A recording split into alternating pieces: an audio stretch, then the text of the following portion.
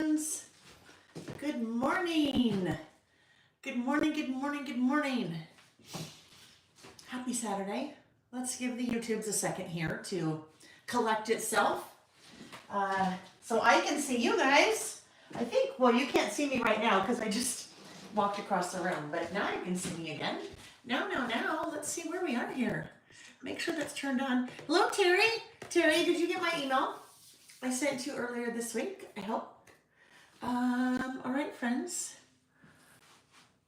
Okay. There we go. Hi. Hello. Happy Saturday. Happy May 10th, right? Today's May 10th. My calendar on the wall still isn't updated, so yeah, it's the 10th. Anyhow, happy May 10th. Happy Saturday. Hope you're having a lovely Saturday so far, and I hope you're excited to do a little bit of creative play. We'll get going in a second. I will check and see who's in the chat. We'll chat about a few things and then get rolling. But in the meantime, hello. If we haven't met before, my name is Lael Kankar, and I have a business called Lael by Mail. When I'm not traveling, we are here on Saturdays, and we do what I like to call creative listings. So a couple days ahead of time, I am providing some topics, and you'll always see them on the blog at laelbymail.com. There's always an email that goes out. They're always out on social media, so really easy to find. But I publish those listing topics, and then we take those listing topics together on Saturday and we play. Really what we're doing is falls under a giant umbrella. It could be scrapbooking, it could be memory keeping, it could be list making, it could be memory planning, it could be journaling, it could be pretty much anything under the sun. But really what we're doing together is telling our own story. And we're telling our story in a very different, unique, and creative way. And probably the biggest word to add to that is approachable. I think a lot of people are not quite sure how to tell their own story because, number one, they feel like they have to be Ernest Hemingway, and you do not. We're just making lists, right? Everybody can make a list, so that makes it super approachable.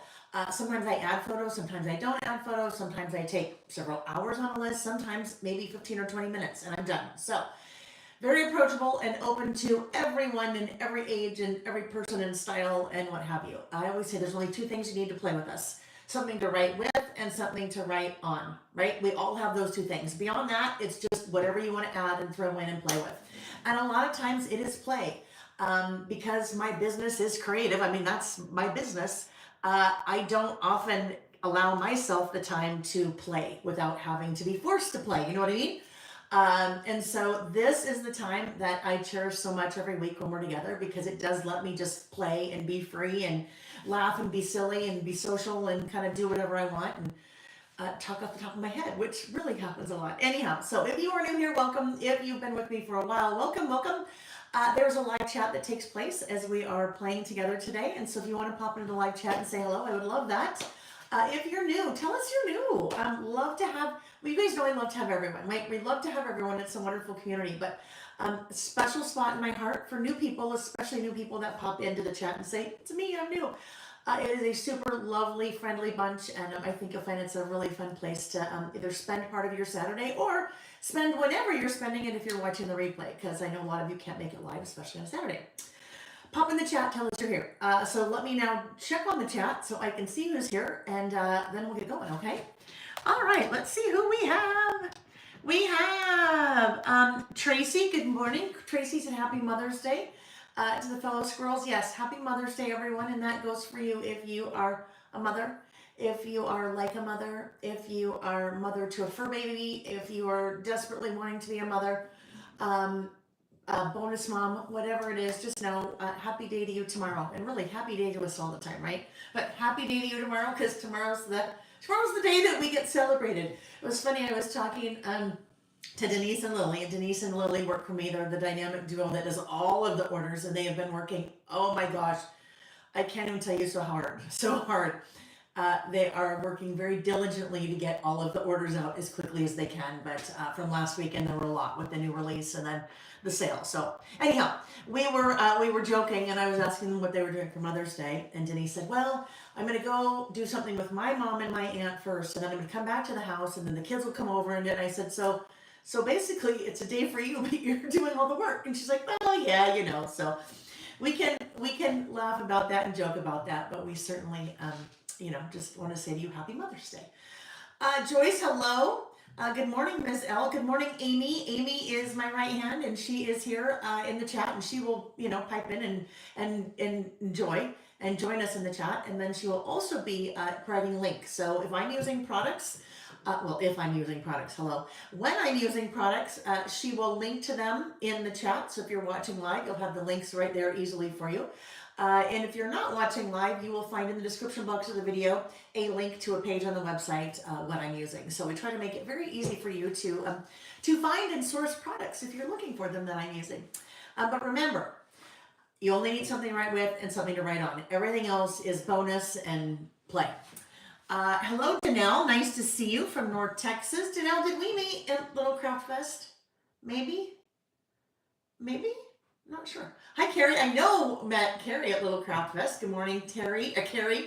Ashley T, East Tennessee. Hello, Kyla. Hello. Oh, so sweet. Kyla said, "Good morning, all. Hoping your weekend is full of sunshine and joy." That's just what a perfect way to kick off our Saturday, right? Good morning, Wendy from Ohio. Julie is saying good morning. Hello, Elise, sunny Southern California. Ashley's finishing up lunch now. She's ready to craft, right? That's important. We got to have our tummies full, right? Hydrated. We're ready to roll. Heather, good morning from Gilbert, Arizona. Good. Okay, thanks, Terry. No rush, but I just want to make sure you got it because so many of my emails end up in people's junk folders.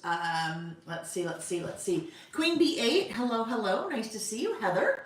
Heather's excited. Her order arrived this afternoon, or is arriving this afternoon. So just back to that really quickly. We are about, I would say, halfway through orders. And when I say we, I mean Lily and Denise. They're about halfway through the orders. So orders are always filled in the order that they were placed. So those of you that placed orders early on last Friday, those were the orders that were, picked first, and then just kind of continuing to go through those. So should take it about another week. Their goal is to have everything wrapped up by this coming Friday, which would be the 10th, the 16th. All right. So they're working their little little fingers to the bones. They're working really hard for us. So I very much appreciate that. Patricia, hello, Marilee. Nice to see you. Oh, Marilee's school teacher. I know there are a number of you out here that are school teachers. Marilee is saying that only 22 days left of school for her hardest year ever. Oh, and I always say, in the good way, bless your heart. Marilee and all the teachers, bless your heart, because I couldn't do it. Most people could not do what you guys do, and you're so crucial to our society and helping to mold our kids, right? So thank you. And 22 more days, we're counting down with you, Marilee. Thank you. My shirt. Yes, my shirt is, okay, you got to see part of it though, because this is the best part. Well, I better not get down too low, but it's this cute little fringe here. It's new. I went to TJ Maxx the other day. I like TJ Maxx. I find lots of fun things there anyhow, so thank you. It's a good fun color, right? Thank you. Queen Bee. Hope everyone has a good Mother's Day tomorrow. Yes. Ivy, hello from Washington. Jolene, nice to see you. Jen, Crafty865. Zen Girls also saying Happy Mother's Day. I love it, Danelle. Maybe I know. You were in my head for some reason, Danelle, and I think you were in my head because I think you posted in Facebook, the Facebook group. Is that right? You posted some of your list and you said you were brand new. That's how I knew there was some connection there somewhere. So I love that you're jumping in. I love that you've watched for a while and now you're like, you know what? I'm in. I'm doing this. I'm not going to wait any longer. So good for you. Darlis, hello. Terry's echoing the Facebook group. So there is a Lil by Mail Facebook group.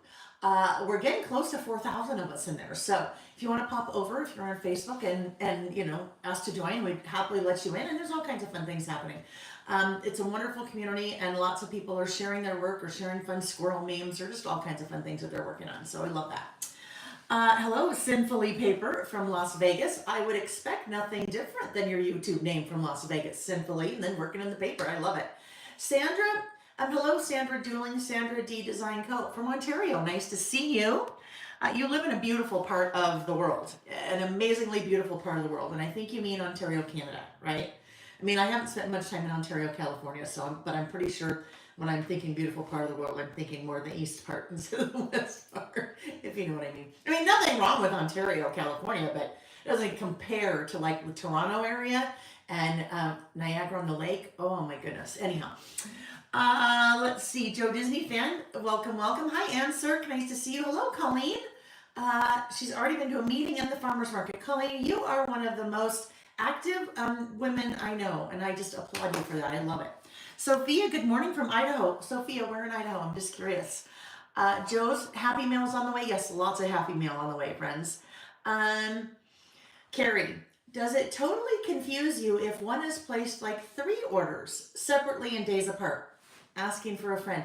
Carrie, no, not at all. You would be surprised at how many people do that. So totally fine. I get it. I'm just like you guys, right? We see something, we want it. We're like, ooh, add to cart. And then we're like, oh, I better hurry up and get it.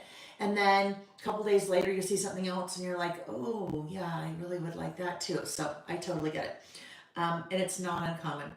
If that ever happens to you, anyone, and if you already have an order and you want to add to order, you can do 2 things. You can either shoot me an email, littlebymail@gmail.com, and tell me what you want to add to the order. We can do that, and then I can send you an invoice via email, and we can kind of handle all that on the back end. Or you could place multiple subsequent orders. And if you do that, it is now part of. Oh, hello, Reginald. Hello, buddy. He is. He's just right here on top of everything, dude. You can't sit there. You can't sit there. Can you get your, sorry friends, he's going to wreak havoc. Oh yeah, get your claw out of my arm, please. Get your claw out of my, hold on, oh please. Reggie, get your claw out of my arm. Come on, there you go. Get in your bucket. Sit down.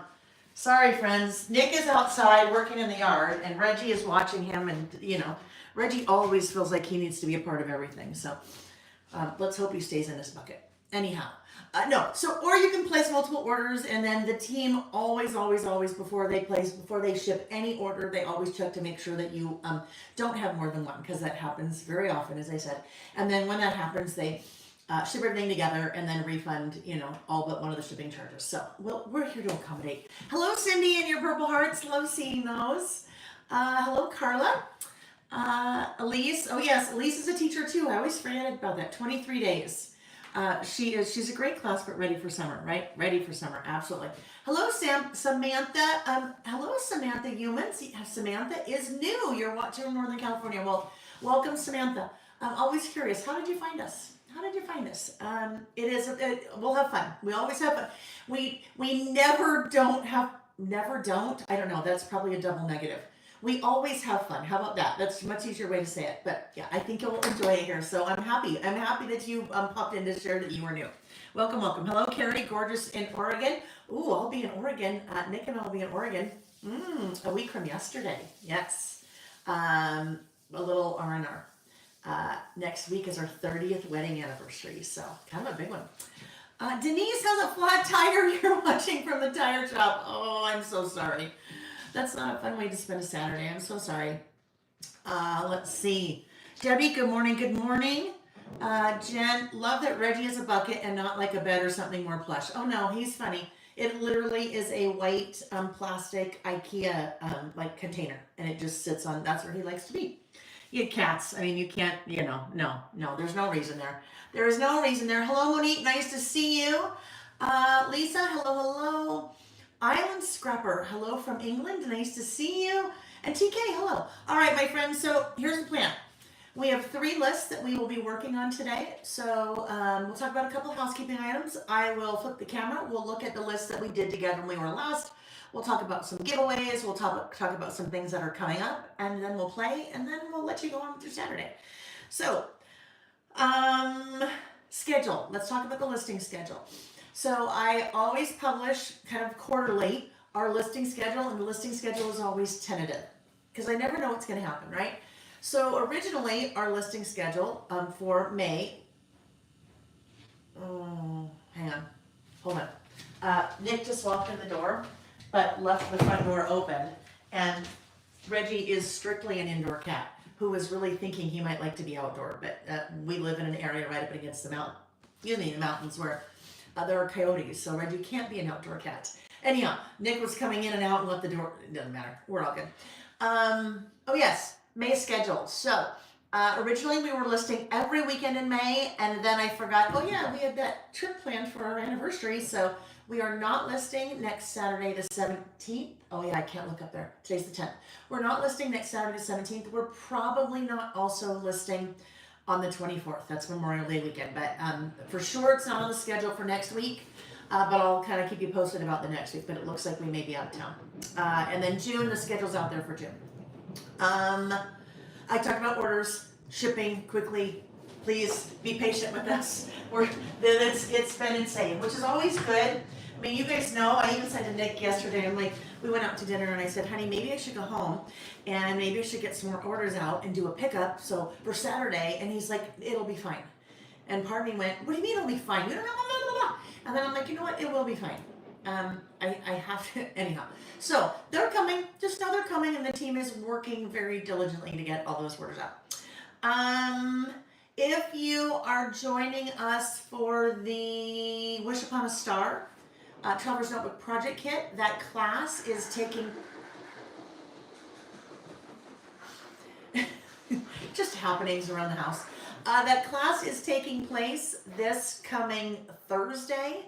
And if you ordered that kit, you should have received an email. If you didn't see an email, please check your junk or spam folder. Monday, so this coming Monday, that would be the 12th, watch for an email all about my brand new collections, postcards, and passports.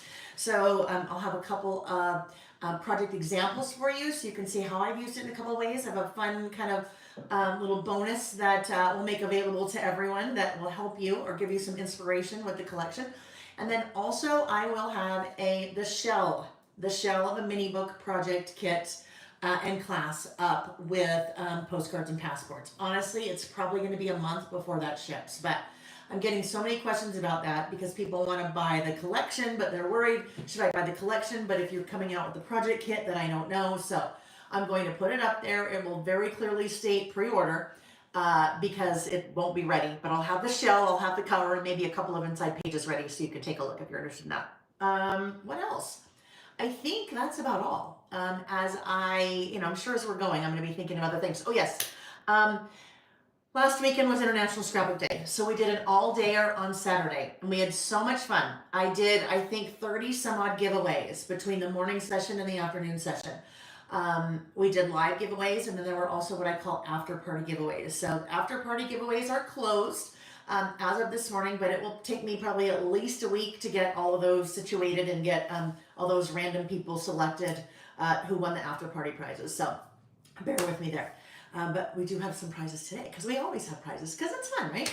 All right, I think we are good. Let me just quickly check the chat again to see if there are any questions, and then we'll flip the camera, lights, action, and then play. All right. Let's see. Monique, you were celebrating 30 years in September. Congratulations to you. Hello, Tabitha. Nice to see you. Fiona, nice to see you, and lovely you're catching alive again.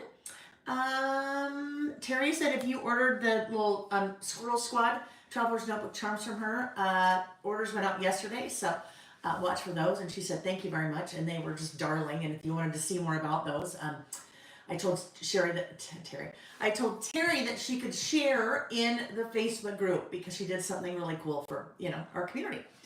Thumbs up the video. Yes, thank you. Great reminder. If you're watching, please give the video a thumbs up. Easiest way you can support any content creator out there. No matter who you're watching, no matter what you're doing, a thumbs up is a great way to just to support. Melissa is trying to sneak in as she assessed students for reading placement. Can't miss out. Oh, so far in a lull. I'll watch when I can. Well, Melissa, just happy to have you whenever you can. That's fun.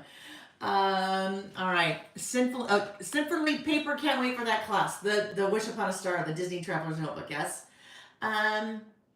Diane said, Lael, I'm seeing your kit being used by so many creators. Diane, well, tag me or something. I would love to see it. Please share. I want to see it. I love that. All right, friends, I'm going to rotate the camera. If you saw my floor, there's not even any walking room. All of that over there is still a mess from last weekend. Over here, it's clean. Over there, it's a mess. Over there in that corner is a suitcase from a trip that I took in April, early April, and it's full. It's not full of clothes, it's full of craft things. And so all of this has to get cleaned up today. So luckily you can't see around here because you might be scared. But I do know I am going to have to grab a fan because I even put shorts on today, but I'm going to need the fan. So let's get all situated here. All right, let me rotate. Oh, hold on. on, hold please. Something turned there. Okay, there we go. You know, it's all about the manualness here, right? It's all about the manual. It's all good. Okay. So let me plug in. We're looking good there. And move that. And turn off the overhead lights. And grab the fan over here. I should always just have the fan going. I just should know. Now, let's hope you don't hear something come crashing down as I slip and slide on everything that's on the floor. All right. How are we today, my friends? How are you? Are you having a good Saturday so far? How was your week? Are you excited for the weekend? What are you looking forward to? Weather here is stunning. Stunning. Everything is so green right now. We finally made it out of winter here in Utah. I just knocked over a bunch of stuff. Finally made it out of winter here in Utah. We always have a long winter. Kind of the rule of thumb in our area is you cannot plant anything until Mother's Day weekend, and that is this weekend, because we are guaranteed to always have a storm late April, early May that dumps snow. And we are now past that. Yesterday was 84 degrees. We've gone from out of the frying pan into the fire, like literally out of the frying pan into the fire. It's toasty, but it's good. All right. Do we have a time limit today? We do not. Thank you guys for asking. But I think today I've done a lot of kind of planning and prep work. So I think today, well, I don't know. I shouldn't even say it. We're probably going to be about 3 hours, but then we also never know with Lael, right? Annette asked the question, how do you sign up for the Wish Upon a Star class? Annette, Amy included a link in the chat to that project kit. So it is a kit, and there is a class that goes with it. So once you take a look at that, if you have any questions, feel free to shoot me an email, laelbymail@gmail.com. All right. Jolene's 22-year-old son came home for Mother's Day to join her other 2 kids. I love that for you, Jolene. That's so awesome. And Pauline is listening with us today. Love it.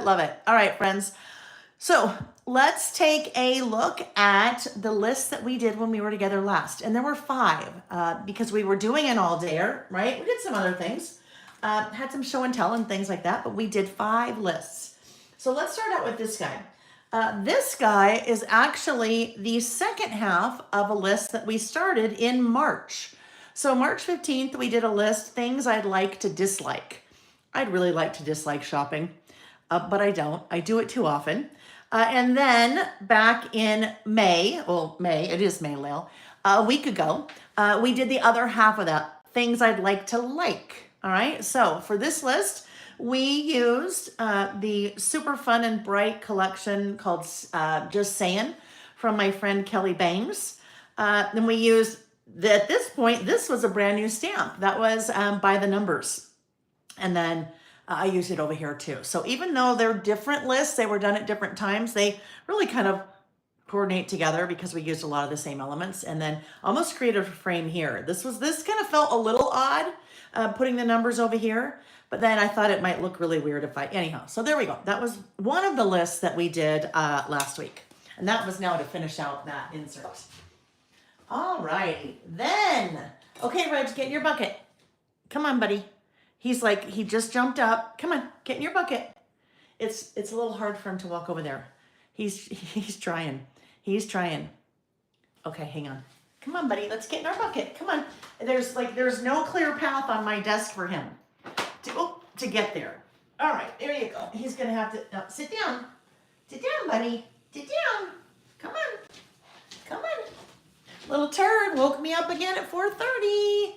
And then I'm in that time of life where you wake up at 4:30, you're just up for the day. And it happens more often than not these days. Okay, yes, he always wants to be included. He wants to be part of the party for sure. All right, so then moving on to the other lists that we did, the other 4. We started out with this one. This is called About Last Month. This is a list that we do once a month. Usually it's the start of a new month. We reflect on the prior month, right? So my About Last Month was for the month of April. We have been doing this list every month for almost 5 years, you guys, almost 5 years. Melissa said, I'm missing so much. I'll definitely have to watch the replay. A class? Wish upon a star. So Melissa, you can, you feel free to reach out and I'll explain. Shoot me an email. But anyhow, the whole idea behind this list is it's a great way to recap a month. I can tell you that I am caught up in all of my memory keeping because of this list that we've done for 5 years. Super basic. We basically make a list of what you did, pair it with some photos, add a little bit of decoration, and call it good. Now, that doesn't mean that I won't go back in these last 5 years and I might decide to expand on something that happened. But at least I have it all down and I have this, and this is what tells me kind of what took place. In this one, we used some die cuts from Vicky's beautiful Flower Emporium collection. You guys, that Flower Emporium collection, I have been in the industry for a very long time. 27 years. I've been scrapbooking, paper crafting, doing all the things for 27 years. Working in and out of the industry for probably 20 of those years. And then the last, 6 years had my own company. But I honestly have never seen a collection be as well received and sell out as quickly as I have Vicky's Flower Emporium collection, which was it makes me so excited for her. But it is beautiful.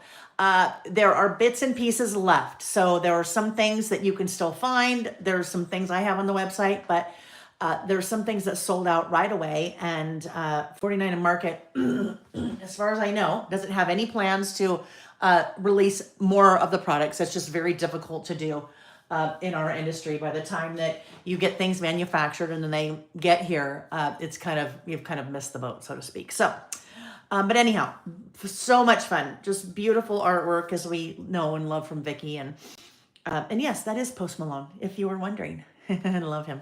All right. Next list. Let's see. Where are we? Oh, yeah. Next one. We did a little list about micro adventures. And this was a concept that was fairly new to me. It's something that I saw maybe a month ago, posted on Instagram. And the whole idea about micro adventures, they're small little things that you can do in your own city or in your own town or in your own state, exploring. So it doesn't necessarily have to be like travel, like you'd think about getting on an airplane, being gone somewhere for a week. So I thought this would be a fun way, because it was last weekend that I introduced my new postcards and passports collection. How this might be a fun way to kind of kick off using that collection in a non-travel layout, right? So these are all just little micro adventures, things that I have made a list of that I want to do in our city, maybe a few things in our state that could be like little day trips, back there and back in one day. We had a lot of fun with that. We used the brand new Murphy Alpha stamp set, and then used some of the stamps, one of the stamps from Postcards and Passports, and then in the box, and just had lots of fun inking, and then using some colored pencils. Wanda said, it's funny, Lael, when you turn the camera, you get louder and I have to turn it down. This is why, Wanda, because when I turn the camera, now I am closer to the camera. When the camera's not turned, I am standing back further. So that's the difference. And Paula, I'm just a loud person. So yeah, turn me down as much as you need. All right. Anytime I'm on the phone, Nick's like, who are you yelling at? And I'll be on the phone with Amy or Vicky or something. Who are you yelling at? I'm like, Nick, I'm just on the phone. Go away. Go away. All right, next list. This is another list that we do on a monthly basis, and the topic is called glimmers. And glimmers are basically just little bright moments in your everyday, like maybe going on a walk and just beautiful landscape.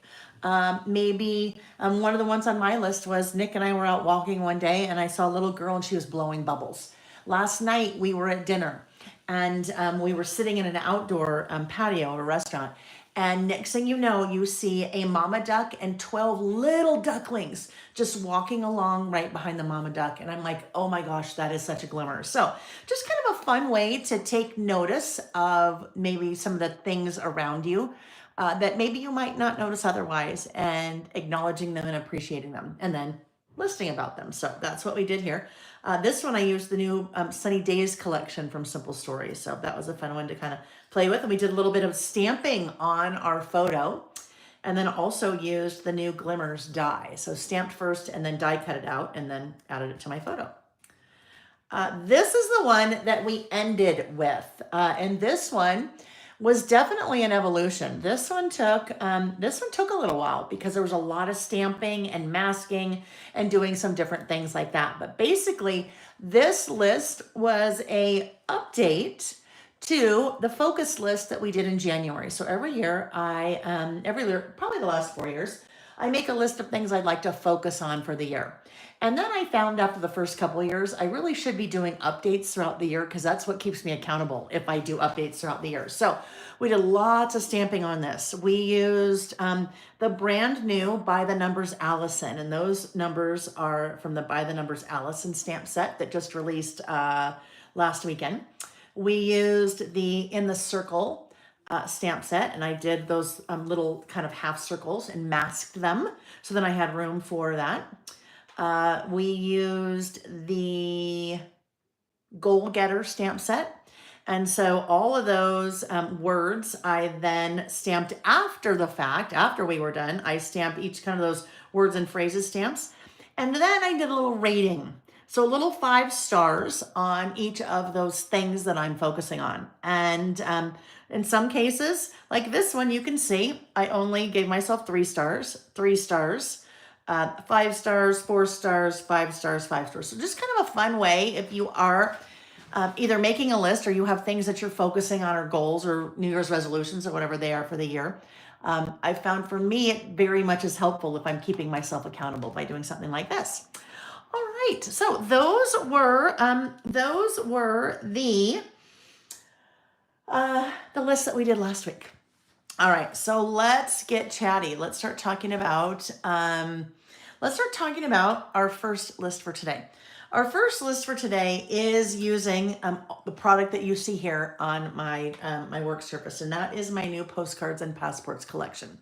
That launched last week. It is a collection of 12 by 12 pattern paper, icon die cuts, word die cuts, word strip stickers, washi tape, and 3 stamp sets. So we played with that a little bit, as I said, when we did this list, and we are going to play with it more today. So our first list topic is places that you'd like to visit again, okay? Places you would like to visit again. I have been traveling literally my entire life. My dad was in the Navy, and when I was born, he was in the Navy. When I was 4 years old, I got my first passport because we moved to Japan. And that is really when my love for travel started. And my love for travel has never, ever, ever stopped. So it made sense to me that, of course, my first collection that I released was travel themed, right? So there are a lot of places I've been incredibly fortunate enough to travel in my life. Some because of my dad's career in the Navy, others because of my career in software, where I traveled quite a bit all over the US. Others for my career in the scrapbooking industry, where I worked for Scenic Route, I worked for Simple Stories, I worked for Basic Gray. I did a lot of traveling with that, some international, which was amazing.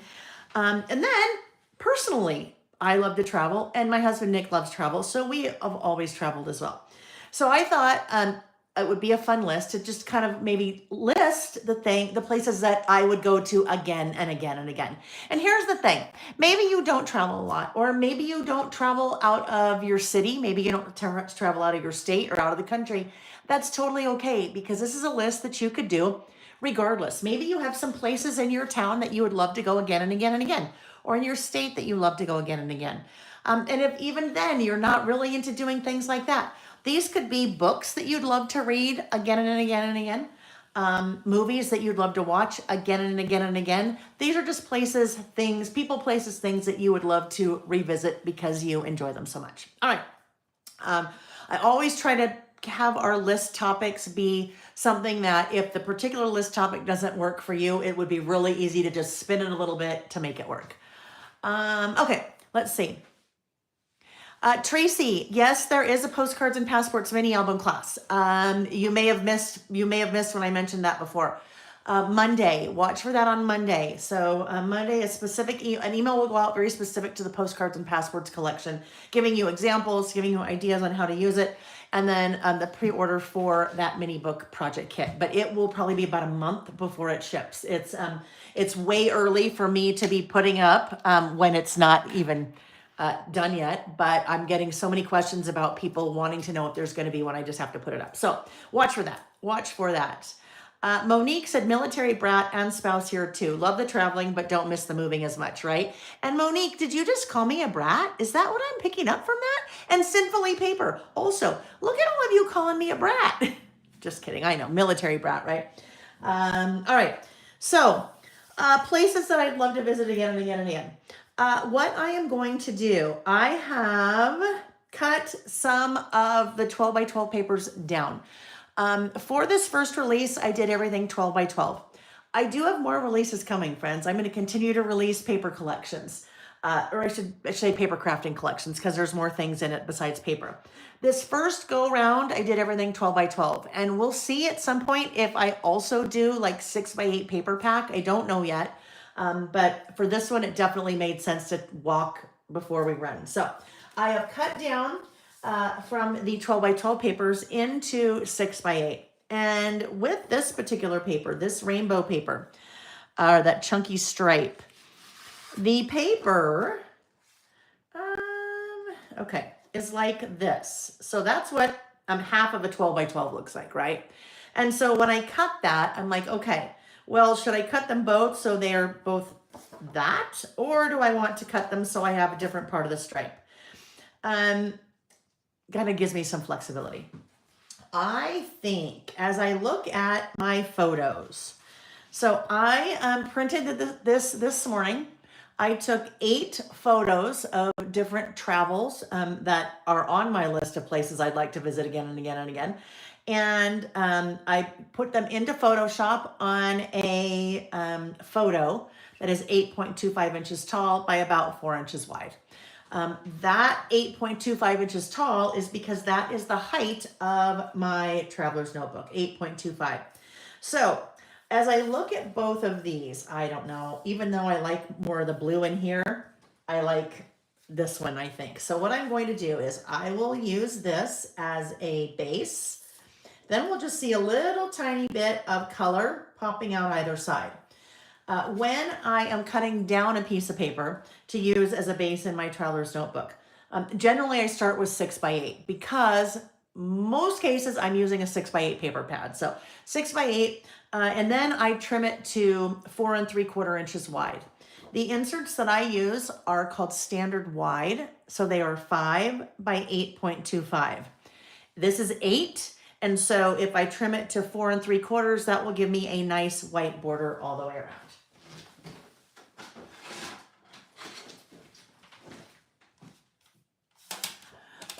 Let's see. Carmen is military brat also called dandelions. I've never heard that one.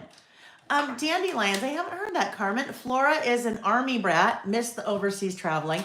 Now, so when we lived in Japan, I was 4, 5, and 6. So while I remember some things, that's pretty young. So they're, things that I for certain don't remember. I will be going back next year to do a little fun travel excursion. So, all right, so there is my 4 3/4 by 8. I'm going to grab my corner rounder. My inserts have rounded corners, so I like to also round the corners of my paper. So that will go there. Let's grab our photo. Our photo will just go right. Actually, I probably better, let me put this guy down first, because my photo is taller. It is the height of the entire page. So let's get this guy down first. Before I put this down, there's something I want to mention. When you are stamping in a traveler's notebook, my traveler's notebook inserts, the quality of the paper is very nice. It's a very nice, high quality paper. But Sometimes, and this is inevitable, when you are stamping, you're going to see a little bit of shadowing or ghosting. So you can see that, you kind of see the outlines of those the circle and the numbers. Depending on how large things are, depending on the colors, some will be more evident than others. So in this case, I personally would not make another list directly on the page because that shadowing or ghosting would bother me. Nothing wrong with it. It would just kind of bother me. So that is when I would do something like this, where I take a piece of pattern paper and set it over the top. Not set, I'm adhering it permanently over the top, and then build my list from there. Jen, we are doing places, places like I'd love to go back to again and again and again. Let's see, somebody just asked about in Japan. We live, so Ashley was stationed in Atsugi. We were in Yokosuka and Yokohama. Let's see. All right. So here we go. And then here is my photo. Well, really they're my photos, right? But that's my photo of the places some of the places, there are a lot. This was really hard to narrow down. Really hard. Nick and I were talking about it this morning because it's kind of our routine. Nick's my husband. We get up and I was reading and we're drinking coffee and then I'm starting to work on my lists. And he said, so, what are your lists today? It's kind of our, morning chit chat. And I said, oh, well, one of them is places I'd love to go again and again and again. He goes, oh, so this one and this one and this one and that one and da-da-da-da-da-da. And I'm like, well, some of them, yes, but some of them, no, right? And it's not that I don't love some of the places. It's that, there are some places I'm good. It's kind of a one and done. I don't need to go back again. I've been to Amsterdam, I want to say, I think 3 or 4 times. 3 for business and 1 for pleasure. And the business is also pleasure, don't get me wrong. But I think I'm good. I think I'm good with Amsterdam. I don't think I need to go back. Not that I didn't enjoy it, but there are places there's so many places on my bucket list that I want to go. So, and it's funny because even though Nick and I have been together in many of these places, there are some places that I don't really necessarily, or things that are on his list, but not on my list, and my list and not on his list. Really quickly, well, we'll get to him when I I'll put names on all those and then I'll kind of talk about him a little bit. So what I was thinking, if I look at my little sketch here, I thought it might be fun to stamp again and then write and again and again. So I thought maybe this page would have that on it, but I need to see what letters I was thinking of. Let's see, I was looking at Po, alpha, large, lowercase. Now, if I stamp,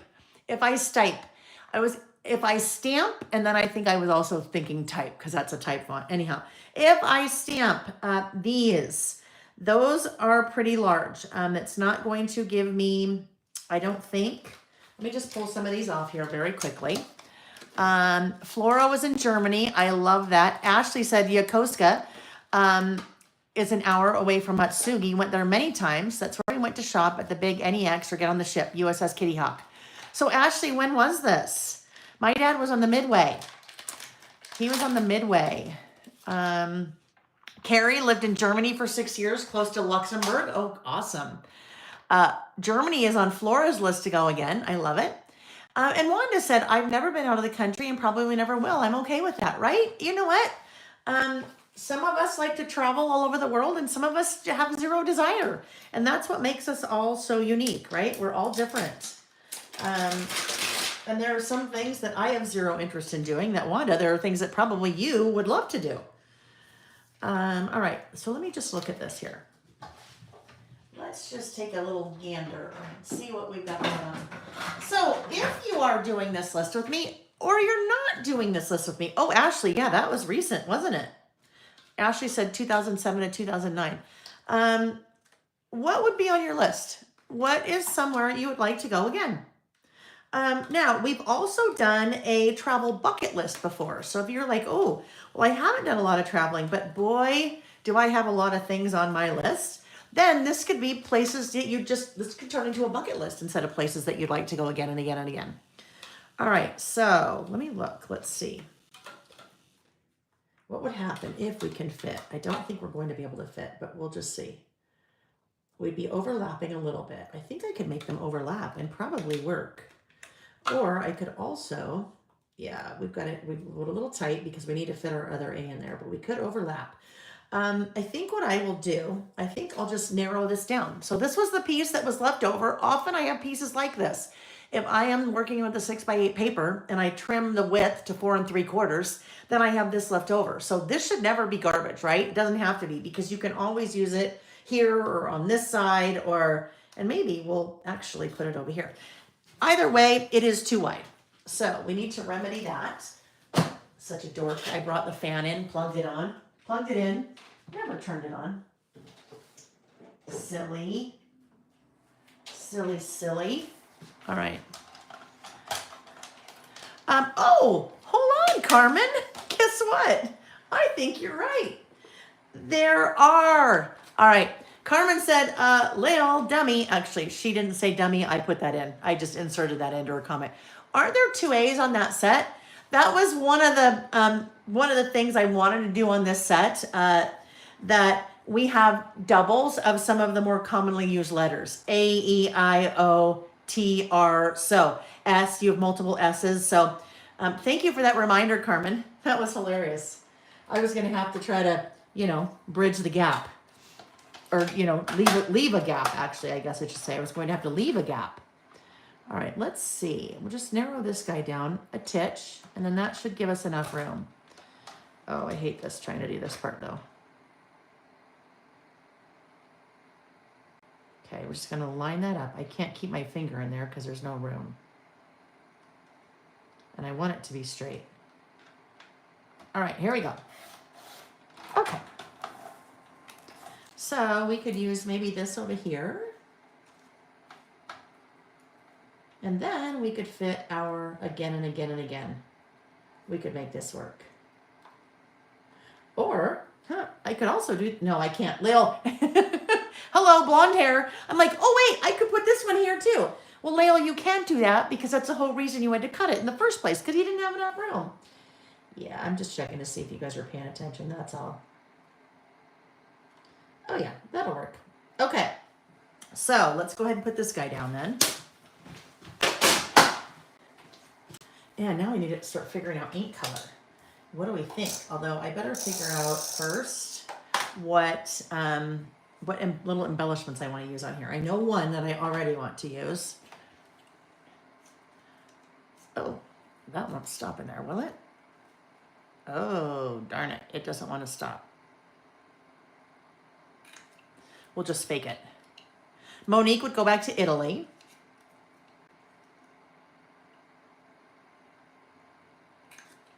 Let's see what else we hear. Gerda would love to visit Europe again. Greece, Athens, Italy, Rome, Sicily, Palermo, France. That sounds like a dream, doesn't it? Kyla said Hawaii is always on a return list. Kailua, the volcano, is erupting again. Oh my gosh. Palm Desert in November. I love that. Marilee says Paris, practicing her French, did very well. Your family was impressed. Good for you. Let's see. Monique lived in Germany, went back as an adult, stationed close to the same area. Fun to see how things had changed, right? And you get a totally different perspective from being a child, for sure. Flora has 4 states she hasn't visited yet. Florida, Hawaii, Georgia, and Alaska. That's a bucket list for sure. I'm reading a book right now. It's fiction. It's called The Griffin Sisters by Jennifer Weiner. Weiner, I don't know how she pronounces it. Anyhow, part of it is set in Alaska. So I've never been to Alaska. I've been to lots of states, but never Alaska. It'll happen one day. We're not like big cruise people. Nothing wrong with cruises. They're amazing, but just, we're not big cruise people. But I would totally go on a cruise. I would totally go to Alaska on a cruise. Totally. All right, just doing my little outlining here because, that's what we have to do. That's what I do. It just kind of helps to frame everything, I think, in my opinion. There we go. There we go. I guess we'll just keep doing it like this all the way around.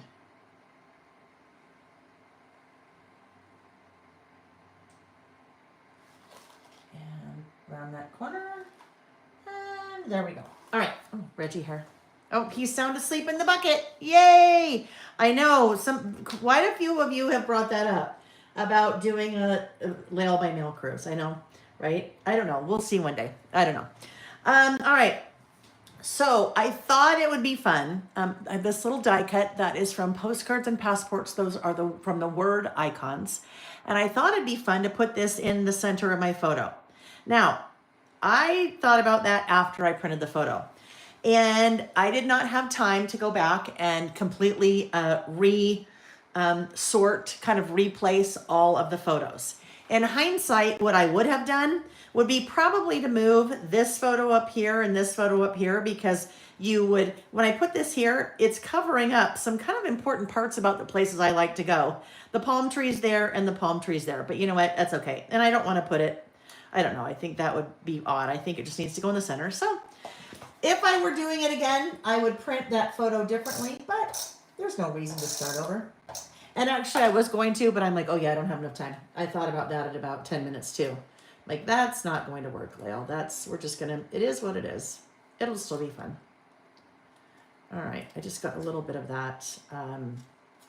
Let's do this. Let's add a little bit of glue pen here to help some of those little parts stick out. All right, right on the center of our photo, here and there. Yep, there are places I'd like to go here and there, and everywhere, right? All right, so just thinking about over here, maybe we can put the little globe there. I need to be thinking about placement. I probably need to stamp this now, because I'm going to start to be saying to myself, well, I don't know if that'll work, because I don't know where that's going to go. I don't know where that's going to go. So I need to drop it down a little bit, because I need to have a little writing above it. So places I'd love to travel again and again and again. So I really like this to be here. We're just going to make it work. We're going to make it work so much that we're going to adhere it down right now. Right now. This whole process of starting to develop my own paper crafting collections started back in December. And it really started with Season Pass. So Season Pass is something that I've released now twice. It is basically a quarterly release, where it is an assortment of products that are designed for a 3-month period. So, for example, the current Season Pass right now is for the months of April, May, and June. And so you have papers and die cuts applying to April, which was Easter, May, which is summer, and then just a kind of a springish summer, and then June, very much summer. So those, I've done those twice now. And thing that changed with with Postcards and Passports, and that is changed for Season Pass going forward, is that I'm now using a different printer for the paper. So all of the paper is matte. It is done on an offset press, just like all of your regular, paper crafting paper that we use. So that's been a really exciting change. And I'll tell you another change. And Amy doesn't even know this yet. This just transpired in the last couple of days. Season Pass going forward. So starting with summer, fall, and then fall holiday, and then going into 2026, all the papers are 12 by 12. All 12 by 12, instead of some 8.5 by 11, some 6 by 8. So very excited about that. And then the cost isn't going up with that. The cost is staying the same. All right, so thinking of the ink color. You know what I think I want to do? I think we are going to do Mowed Lawn. So if I was Mowed Lawn, where would I have gone? Oh, there we go. Mowed Lawn. I think that's going to match that green pretty well. And when you look at Mowed Lawn, or when you look at using a green, it seems kind of odd because there's just this only little small strip of green. But when you look over here, green, green, green. So I think the green might help to pull it all together. But let's see if Mowed Lawn is the right one. I think it will be, but I think that's it. Mowed Lawn. So one of the things that will also be included in that email on Monday that goes out is I will swatch and match the Distress Oxide colors that coordinate with postcards and passports. So if you like to stamp a lot like I do, and you're looking for coordinating ink colors with the collection, then I will tell you what those are. And we know that one is more one. So let's look now. I need a stamping block. When it comes to stamping, I have not always been a stamper. I'd say within the last maybe 6 years, 5 years, probably actually more like 5 years, when I really started stamping. And I had no clue what I was doing. When I started stamping, I had no clue. Of course, I bought all the things, but I had no clue what I was doing. And I got really frustrated because I didn't understand, because no one ever told me, and I never asked, if there was something I needed to be doing when I was stamping. Like, what are some things I could be doing to help me to stamp? Because stamping can be really, really fun. I shouldn't say can be. It is. Stamping is fun. I love it. I mean, those for years have been the only products I had were stamps. You mean that I manufactured. But there are some things that I learned, and there are some things that I always, always, always do when I stamp. Number one is to, I call it right size your stamping block. Right size your stamping block. What I mean by that is, if you stamp, you have to have at least one stamping block, right?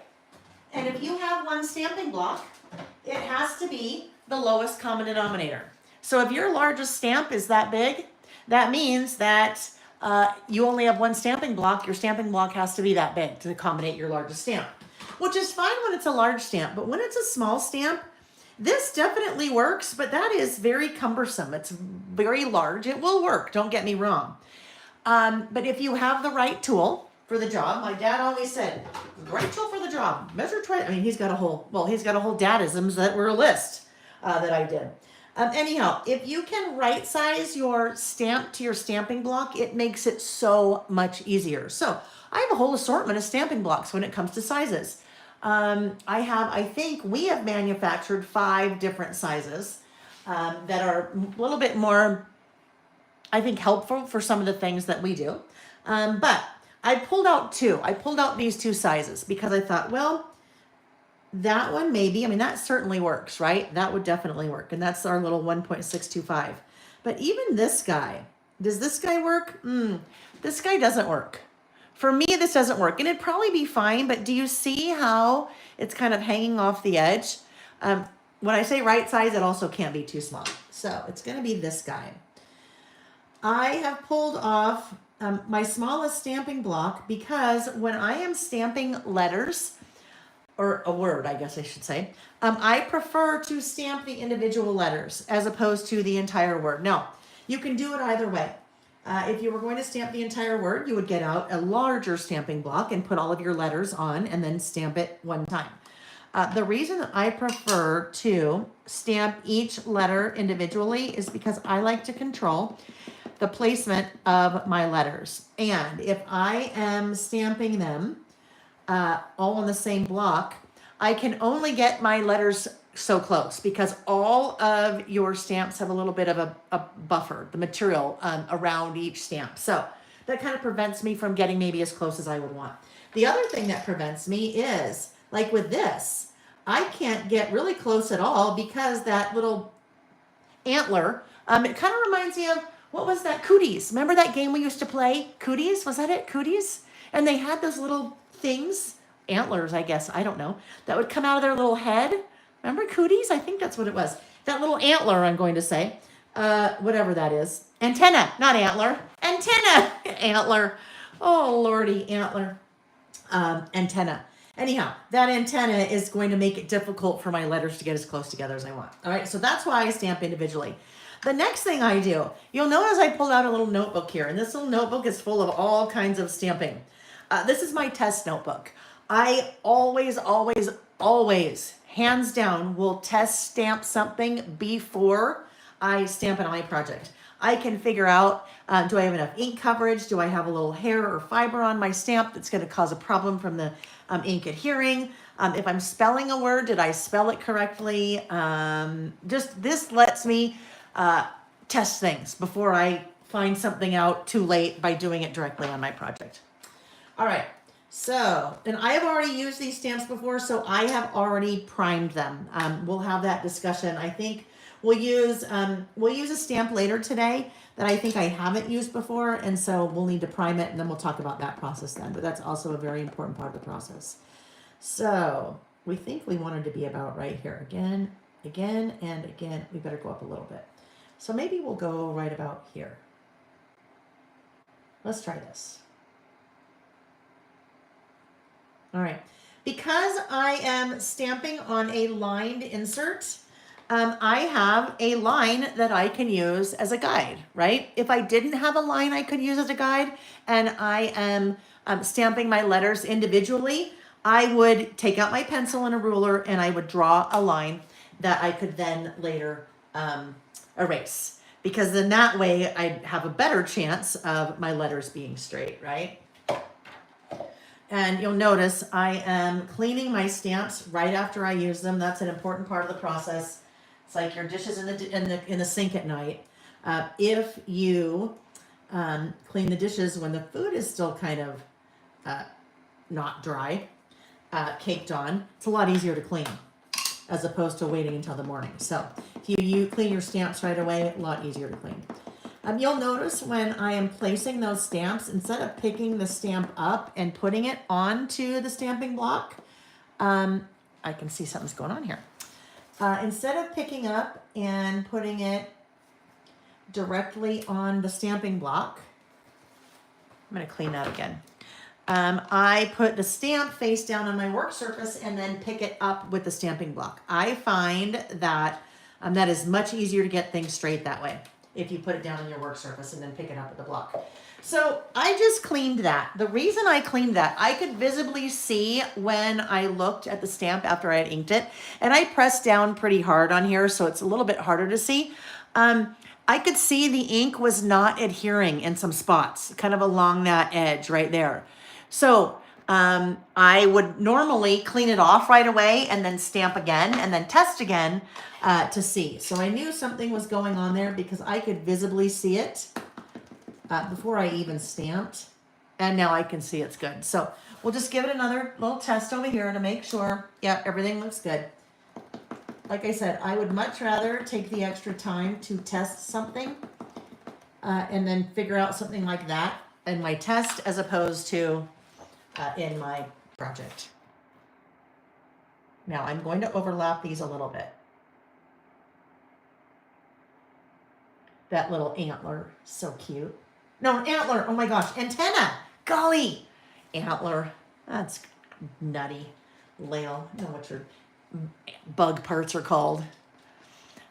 Misty, thank you. Misty said your new line is awesome. Thank you. I'm having so much fun with it.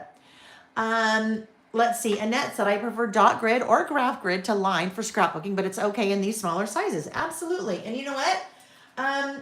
I do inserts that also are a dot grid, and then they're also blank as well.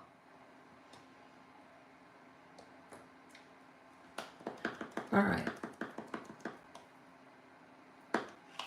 Here we go. Oh, it looks like I've spelled my again incorrectly over here. Ooh. All right, let's keep going. Oh, why am I putting those away? Because Lael, I'm so silly. All right, so I should not be putting these away because I'm going to be stamping this again and again and again. I'll have 3 agains. That's all right. We'll get there.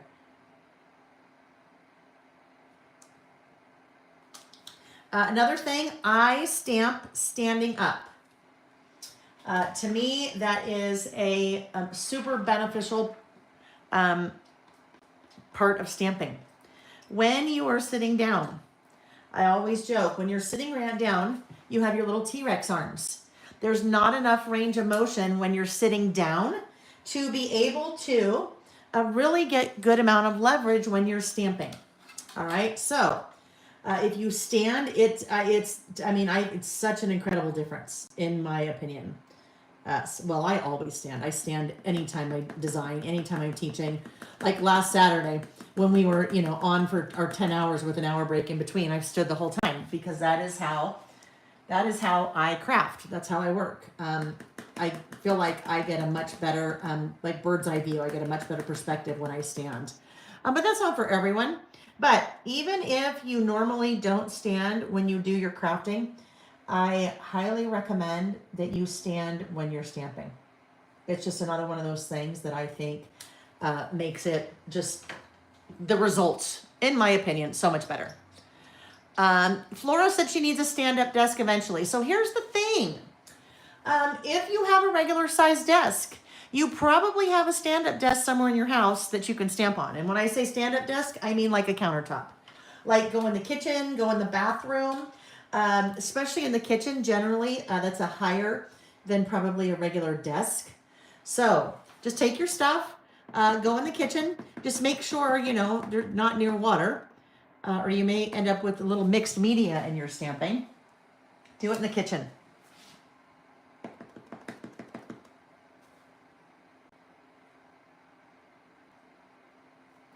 All right. So now I'm going to do this. Let's see. Places I'd travel. And then we're going to do again, and then I will go and again. Well, let me think about this. Because I was going to do again and again and again. But I think that's a lot and a lot and a lot now that I see that, right? So in hindsight, I wish that I had actually started lower because I am not going to do again and again and again. So I'm going to go ahead and, whoop. Yep, landed face down. Of course it did. Landed face down. Because that's what happens when you drop the peanut butter and jelly sandwich on one half on the ground, right? Off the counter. Does it ever land bread side down? No, it lands face down. All right, so I'm going to pivot a little bit on this guy. If I was doing maybe a smaller font, I don't know if I do it that way. But I now know I'm only going to do again once. Places I travel again. Let's get these put away. I am so loving all of the alpha stamp sets these days. So more alpha stamp sets already designed and on the way. On the way. Smaller Poe. Yes. All right. I could. I've got smaller Poe. I have Poe Alpha. This is Poe Alpha large lowercase. And then this is Poe Alpha. So kind of all three of those you could have fun with together with the tiny and like this is the baby bear, the mama bear, and then the papa bear. All right, so what we're going to do here, let me find my little ruler. And now that I'm doing it this way, I really could now have more on my list besides just the 8 photos, right? Because I have more room.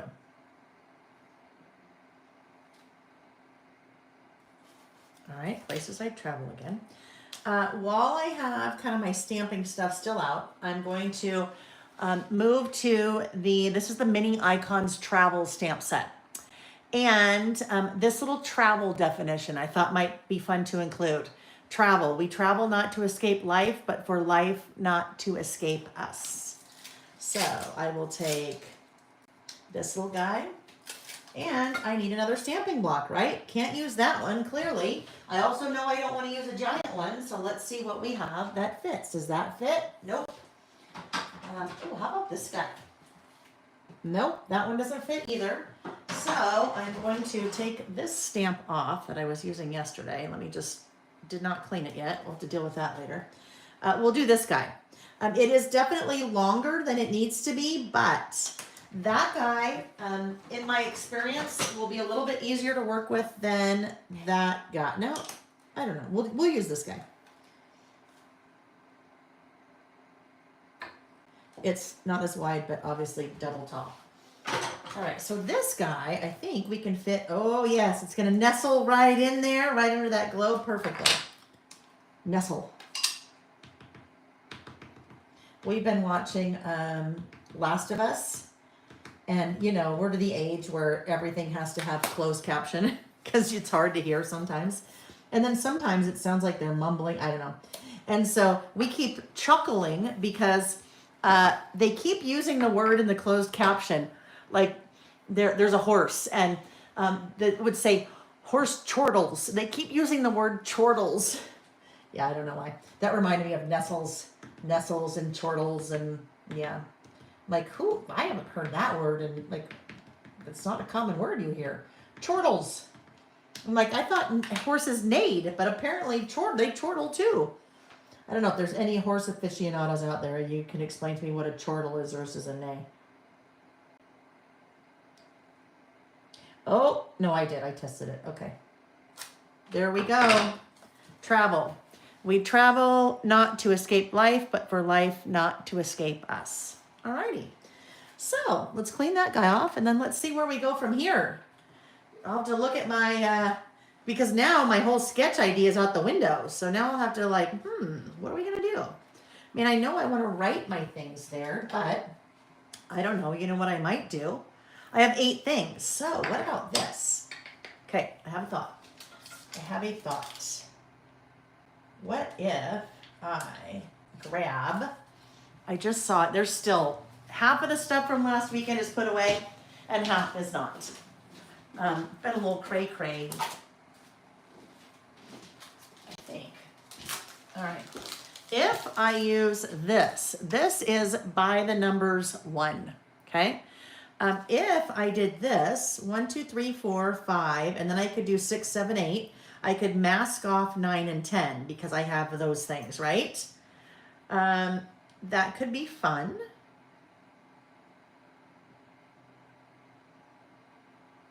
Just looking to see what I have on my what little die cuts I have over here. But I don't know, I think I'm going to do that. I think that's what I'd like to do. And I think I will continue with the green.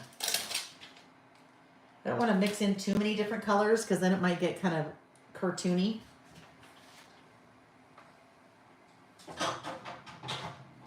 Let's see what we want to use. Does that work? Let me look. Yes, that one will work. So with this stamp set by the numbers, they can be used together or they can be used separately. But that is why there are 2 different stamps, because if you only wanted to do a top 5, then you'd have to really work to mask off the rest. But if you want to do them all together, then you just, stamp them together. Let's see.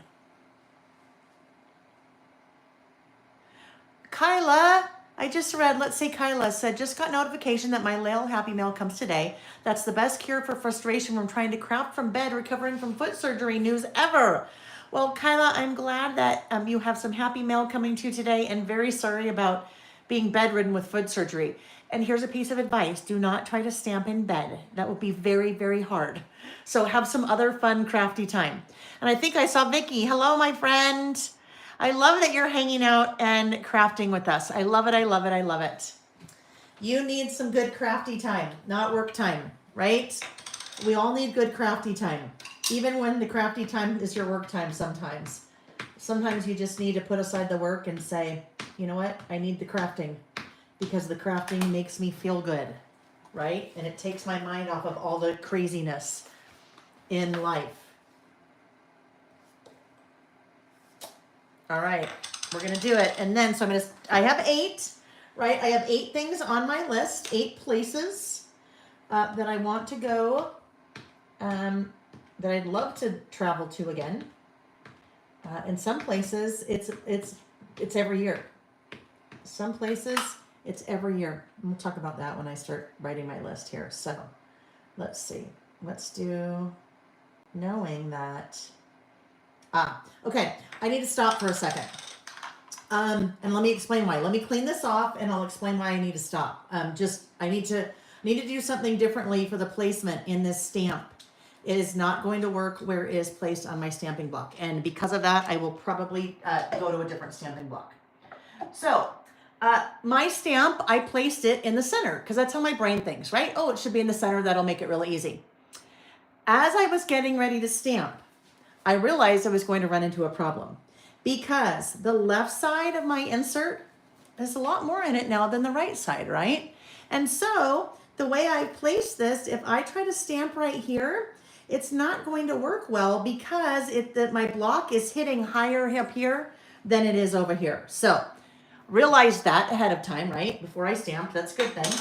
And so I'm now going to kind of change something up here, the way I'm stamping. I am going to go to this guy. Now, this guy, working with it this way is very awkward for me. That's kind of weird to do. But it's very natural to do it this way. So I'm going to rotate my page or my insert here, and I will stamp this way, and then it will make it way easier. All right? So let's do that. Now I will just stamp like this. Need to make sure I have room for 6, 7, 8. All right, let's go ahead and ink this up again. And sometimes it's just thinking, right? Sometimes it's just a matter of thinking. And then sometimes it's also just a matter of experience and having made that mistake more times before than I can count, so that it's almost like your brain is operating outside of itself. I wasn't thinking about that, but then another part of my brain was like, whoa, hold on, based on how you did this before, and it's going to run into that, and you're not going to be happy because only part of it's going to stamp. And then the brain went, hey, Leo, you better be thinking about this. All right, so here is my 1 through 5. There we go. And now we'll clean that off and get our 6 through 8 or 6 through 10 loaded. But then we'll mask off the 9 and 10 because I am only doing 8 things here.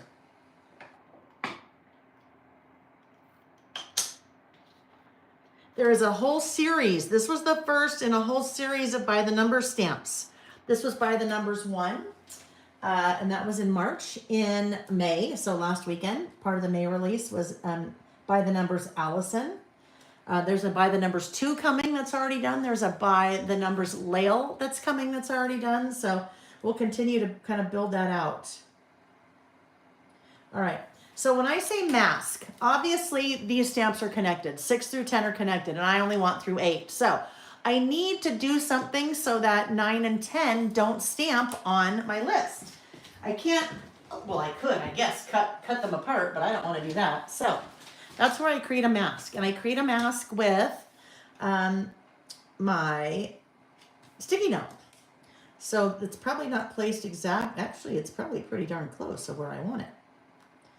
So when you're doing something like this, you can try your hardest not to get ink on those, but you could also try your hardest not to get ink on what you don't want to stamp, but then also put a mask in place. So I'll kind of try to do both of those things. Sometimes it's really hard not to get a little bit of ink, especially when those stamps are, you know, tightly connected like that. I do have a little bit of ink on my 9. I could try to rub a little bit of it off, right? Let's get this set here. And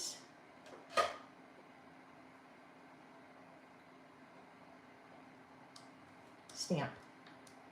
Now, it probably, oh, I know what I've done. I have cut off part of my 8. My mask is too high, so I cut off part of my 8. When I pull it off, no stamp there, right? So that's all right. Now, what I could try to do, but I would never try to do this because I'm not talented enough, would be try to re-ink that and then only get that little part, you know, stamped again and have it look good. That to me is, that's I don't know, that's a whole other level.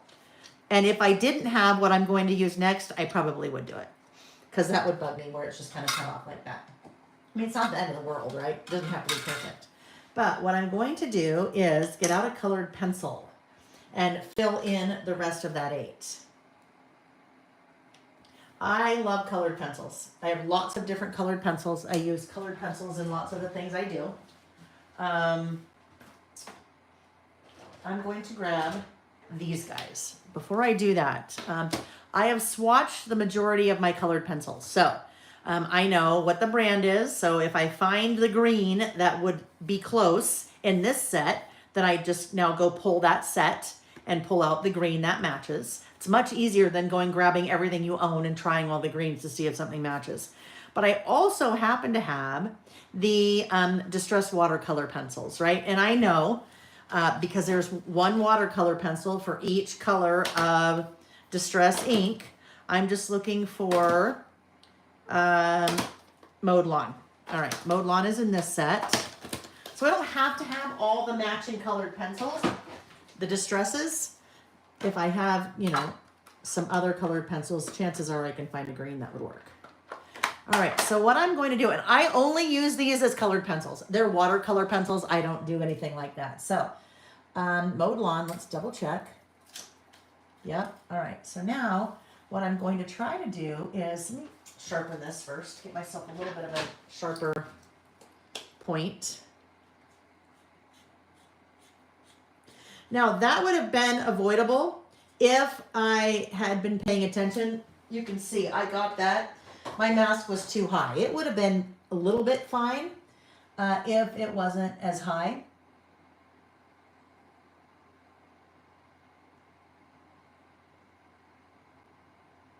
So I am just kind of coloring in, filling in how I think that 8 would look.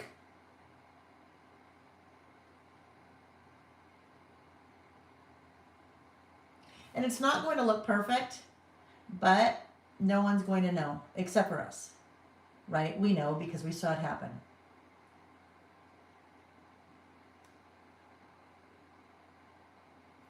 If I didn't want to mess with that, I could have taken maybe some kind of a sticker or something like that, put another stamp there, put an icon stamp or something like that, and it would have been fine. But it's not perfect, but it looks better than it did when it was cut off. All right.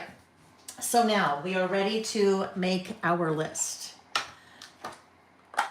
My initial thought when this was just going to be title over here was that I would take a little label stamp and stamp a label and put it on each one of those photos of the places where I'd like to travel again. But I don't need to do that now because I have over here. So I'm going to start, I don't know, really doesn't matter whether it's, actually, I should probably go this way and then this way. No, I'm going to do it like I'm reading a book, left to right. All right, so number 1 is, that is Priest Lake, Idaho.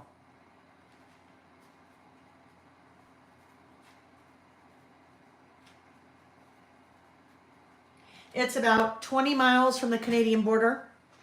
We have very dear friends, our best friends, have a beautiful cabin on that lake, and we are very fortunate to go with them, usually in the spring, or next 2 weekends, I believe, to open up the cabin, and then in the fall again to close the cabin, and then sometimes in the summer too. So that is like heaven on earth. It's heaven on earth. All right, next up, that is the Oregon coast.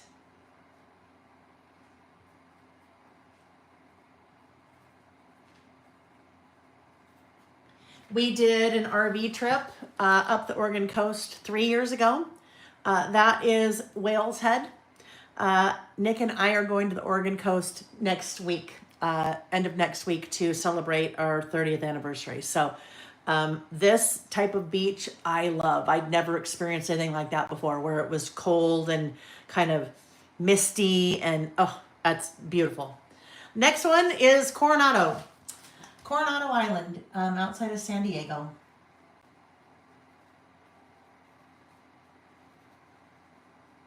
Love it there. Just, that is like my dream community.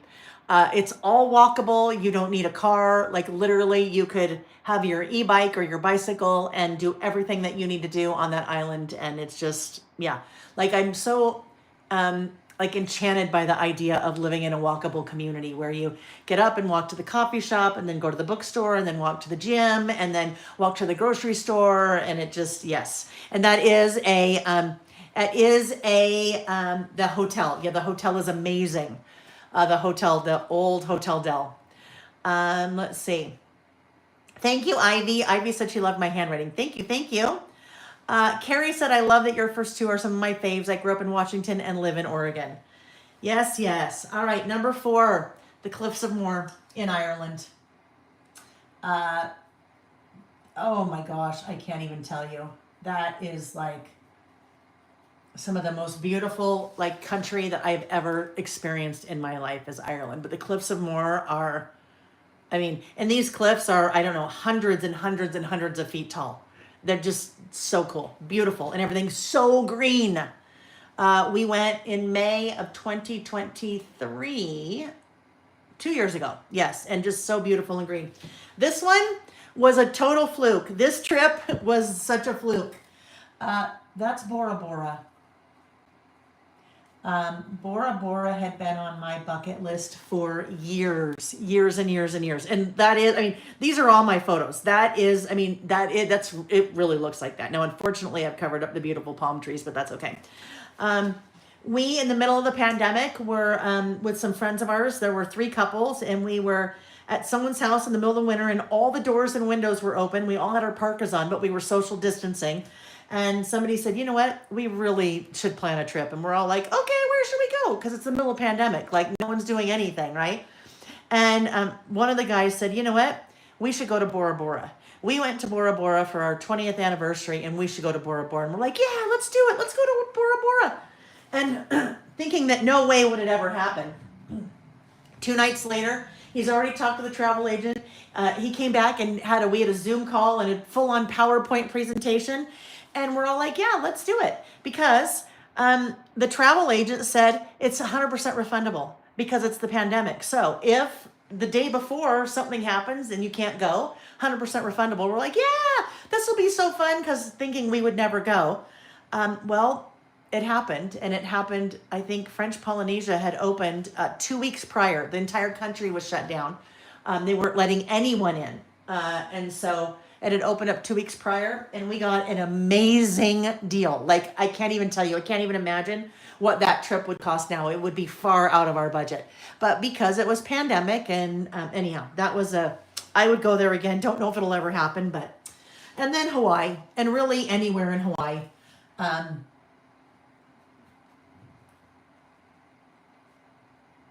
I mean, I'm going to say any island, and I mean, really, it's hard to have a bad island in Hawaii, but Maui's the favorite. I'm very fortunate to be able to travel there again and again and again, because Nick has a big trade show there every year in February. And so it's just, yeah, I love Hawaii. This one is Glass Beach. If you are a fan of sea glass or beach glass, that is all sea glass or all beach glass. The difference between sea and beach glass, sea glass is like from the ocean. Beach glass could be any body of water. So there's some lakes that have beach glass, but that is sea glass. All of that all looks like pebbles. Nope, all beach glass. And if you are a beach glass person, that is like the Mecca. Now, you don't take any of it, because if you take it, it will not be there, right? That means eventually it won't be there. But that is in Fort Bragg, California. And it is amazing. Amazing. That was also part of that Oregon coast trip. So that is Glass Beach. And then the last one. This is Cape Town, South Africa. I was there 11 years ago this August, and I was there for my job. I was there teaching for Simple Stories at an event, and that was, you talk about a perk of your job. That was an incredible, unbelievable perk of the job, and that's Cape Town. And I will actually be back there again this August. Not teaching. All right, so there we go. Places I'd travel again. Those are my 8 places I'd travel again. I have a little bit of room here. So let's look at something. Let's look at maybe some word strip stickers. And we might even throw a few word strip stickers on these photos as well. These are the word strip stickers that are part of the Postcards and Passports collection. I mean, adventure awaits, adventure junkie, adventure seeker. All you need is love and a passport. So, hey, maybe all you need is love and a passport. Let's see if that fits well here. We just have something here, right? We've got that blank trapped white space, so we need to fill it. And I always say, if it looks like something's missing, add a word strip sticker. Now, this works, but now it's just very much the same size as this guy. So I think what I'm going to do is trim it and say all you need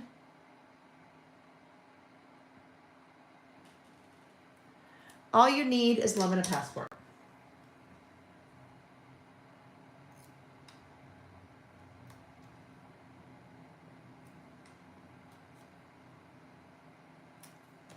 Okay, there we go.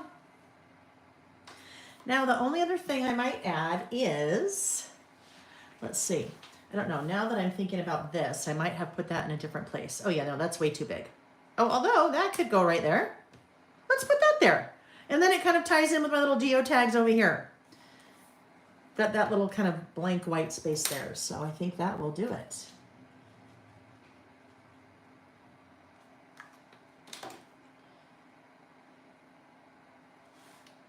Put that guy just kind of right there. Helps to fill in a little bit of that space. And we are done. So let's see, I need to add a date to this. So maybe I'll write the date just right under here. This is May 10th.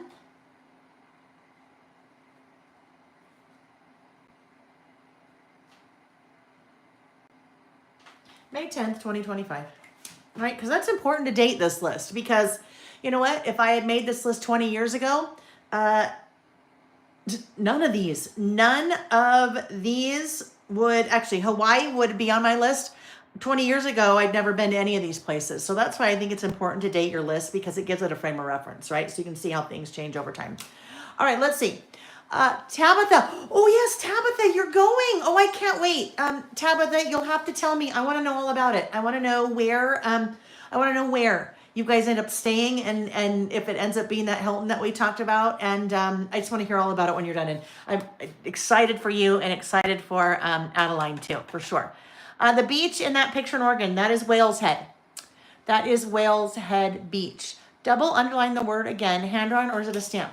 Danelle, that double excuse me, sorry about that. The double underline is hand drawn. Well, not hand drawn. I used my little ruler and then just my Sharpie to do that.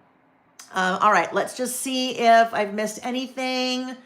Kendra got married on the Oregon coast. It is definitely on my return list also. It is, I mean, I've never been, and I've traveled to a lot of places in my life. I've never been anywhere like the Oregon coast. I mean, it just caught me hook, line, and sinker. Sea Glass Beach, 100%. That's a, let's see what else. When you're at the coast, you should see if there are any special floats happening. Carrie, I'm going to have to email you and ask about that, because I have no idea what that means. I don't know what that means.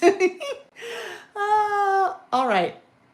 So anti-caffeine crafts. The whole Oregon coast, well, I shouldn't say the whole Oregon coast. There's a strip of the Oregon coast that very much looks like that. And so that probably what makes you think maybe Cannon Beach is that does look similar to Haystack Rock.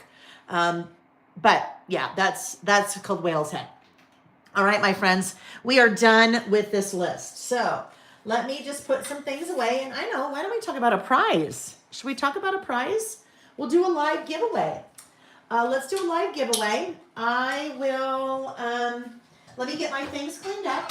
And once I get everything kind of picked up and put away, we'll be ready for our next list. And I will do the giveaway once I get everything picked up. So if you have not participated in the live giveaways before, live giveaways take place in the chat. So if you're watching the replay, you will have another opportunity for a giveaway, but not in the live one. They take place in the chat. So basically you just chat away. Chat away in the chat. And when I have everything cleaned up, I will stop what I'm doing. If I remember, sometimes you have to remind me. I will stop what I'm doing and I will have you, I'll stop what I'm doing. I will roll my finger up in the chat. Wherever my finger stops, that is the person that wins. So today's live giveaway is this. This is a set of all 5 of the craft storage pouches. All right, all 5. So if you haven't worked with them, or if you have and you're like, hang on, let me fix that. If you haven't worked with them, and you're like, oh, I wonder what that one's like. Or if you have and you know how much you love them, let's talk about these. So the one right here, this has everything in it. This one is the 14 by 14. Some people call this a kangaroo pouch because that front pouch is separate, attached, but separate from the inside of the pouch. That's the 14 by 14. And then I have everything else in there, just kind of give you a frame of reference. This is the OG, the original. That's the 13 by 13. Great for your project kits, great for your collections. I'll even show you that, like right here. This is how I have Vicky's Flower Emporium stored. So I have the smaller things in the front pocket, and then in the big pocket, I have the paper pad and some of the larger stickers. Taller stickers, I should say. All right. And then that's the 13 by 13. And then this is the newest addition to the family. This is a 9.5 by 12. This is the, I think, 7 by 11.5. Both of these with their top zippers. This guy is awesome for your traveler's notebook. And then this little guy, kind of pen or pencil pouch. And that is the, I think, 5.5 by 9.5. Yes, dear? How are we doing? We're doing great. How are you doing? Good. Good. You're going to wake the sleeping giant over there. Yep. Nick walked in and Reggie's right out of that bucket. It took me, it's like a newborn. It took me a while to get him in the bucket. All right. Anyhow, so that is, and actually, those are both giveaways today. That is the live one, and that is also the after party prize. So the way the after party prizes work, you leave a comment on the video when it's over, so not in the chat. And then that way, people that can't watch live, that just reminded me of something. Now, hold on. Hold on. I just remembered, I think that I wanted to put other stickers here. So keep chatting away. Off the beaten path. I think it might look good to just add some word strip stickers to these photos. So let's see. Oh yeah, we're doing it. Off the beaten path, we'll go right there. Let's see, eat all the things. Adventure seeker, adventure junkie, adventure seeker. I'll use adventure seeker. Anyhow, so yes, two prizes. One is live that we're doing right now, and then the after party prize, the same thing. You leave a comment on the video when it's over, and Saturday that we are together again, I will draw the winner on that one. All right, let's see. Moments, not things. Happy trails. Live life like you're on vacation. Memories, not on island time. Oh, here we go. On island time, that works really well for this one, doesn't it? Put this guy just maybe right there. I wish I had put that one different, but I can't. You can't get that. You can't get rid of all that. I mean, I can't move it. Once it's on a photo, you can't pick it back up. It'll pull off all the ink from the photo. Swoon-worthy. I think Priest Lake. This is Upper Priest Lake. Anyone that knows Priest Lake, this is Upper Priest Lake. Maybe I'll put that one right there since we have one at the bottom that's like that one. Okay. And then that one, what do we want to do there? Scenic route, the great outdoors. Well, that's a good one. Let's do great outdoors on that one. On Whale's Head.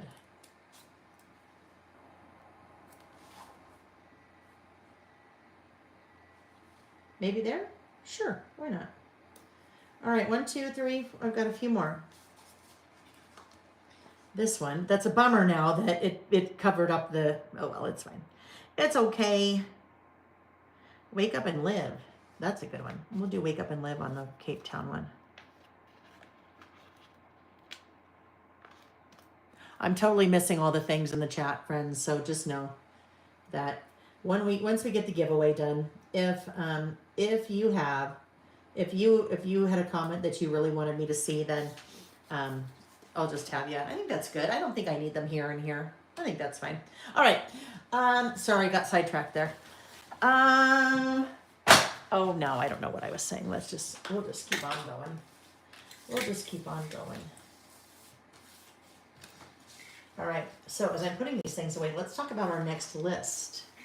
Our next list, and I will tell you, I will keep using, we'll be using postcards and passports for a while, right? Because I love it. In fact, I am using these two papers on another list today that they have nothing to do with travel. We just like that color combination. So let's move that one out of the way. Don't need to put that away yet. All right. Well, I hope that you're enjoying your Saturday or enjoying whenever you're watching this. I sure do. I tell you what, I sure enjoy it when we play like this. Makes me happy, friends. It makes me happy. All right. It will not make me happy when I have to really clean up this mess after we're done. That won't make me happy, but it's fine. It's fine. All right. Put those there. Okay, now there's just another pile on the ground. We know we need that. Let's put this away.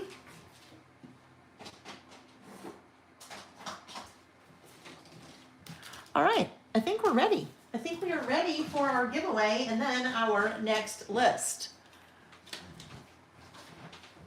You've been leaving lots of comments. All right, I gotta make sure that I write this down so I remember who wins. Let's see, this is the pouches. Okay, stopping, and the winner is Jolene. Oh, you know that's coming, Jolene. You know that's coming. I think this is the Jolene that asked me to sign her idea book with the singing the song. The Dolly Parton song, Jolene. Now, I am not a singer, so I will not sing to Jolene, but we can all in our heads, actually you can sing out loud, you can belt out that tune if you know it, Jolene. But I will not belt out that tune. In my head, I will belt out that tune.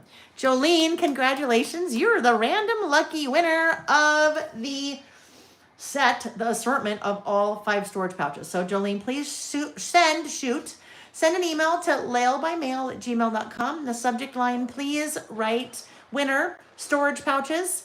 And then, oh good, you're still here. And then in the body of the email, please put down your mailing address and we'll get those shipped off to you. Probably in about 2 weeks. It'll take us a little bit just so we get through all the orders. Yes, I know Vicky does. I know. Vicky belts out all the tunes and it makes us smile, doesn't it? Okay, our second list. Our second list is a list that we do also on a monthly basis. Let's see if I have one in here. Oh, I know I do.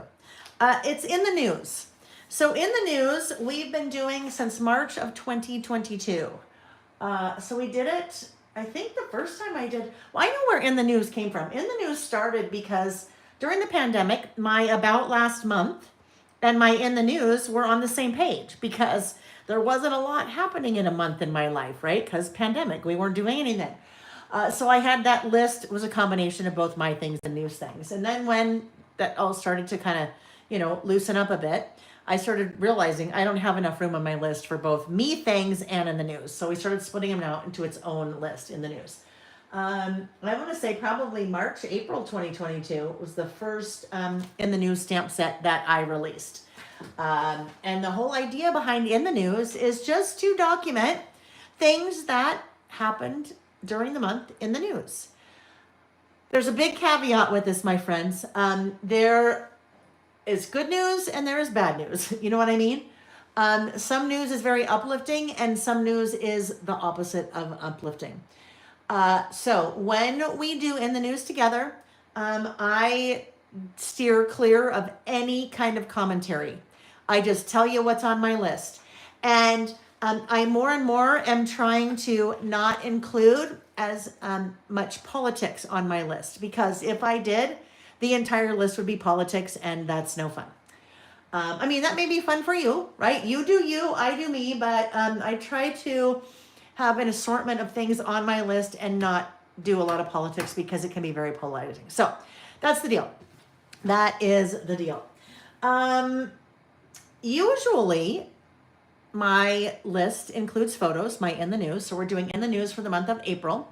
When I did In the News last, I'll just be honest with you. This is what was happening at this point.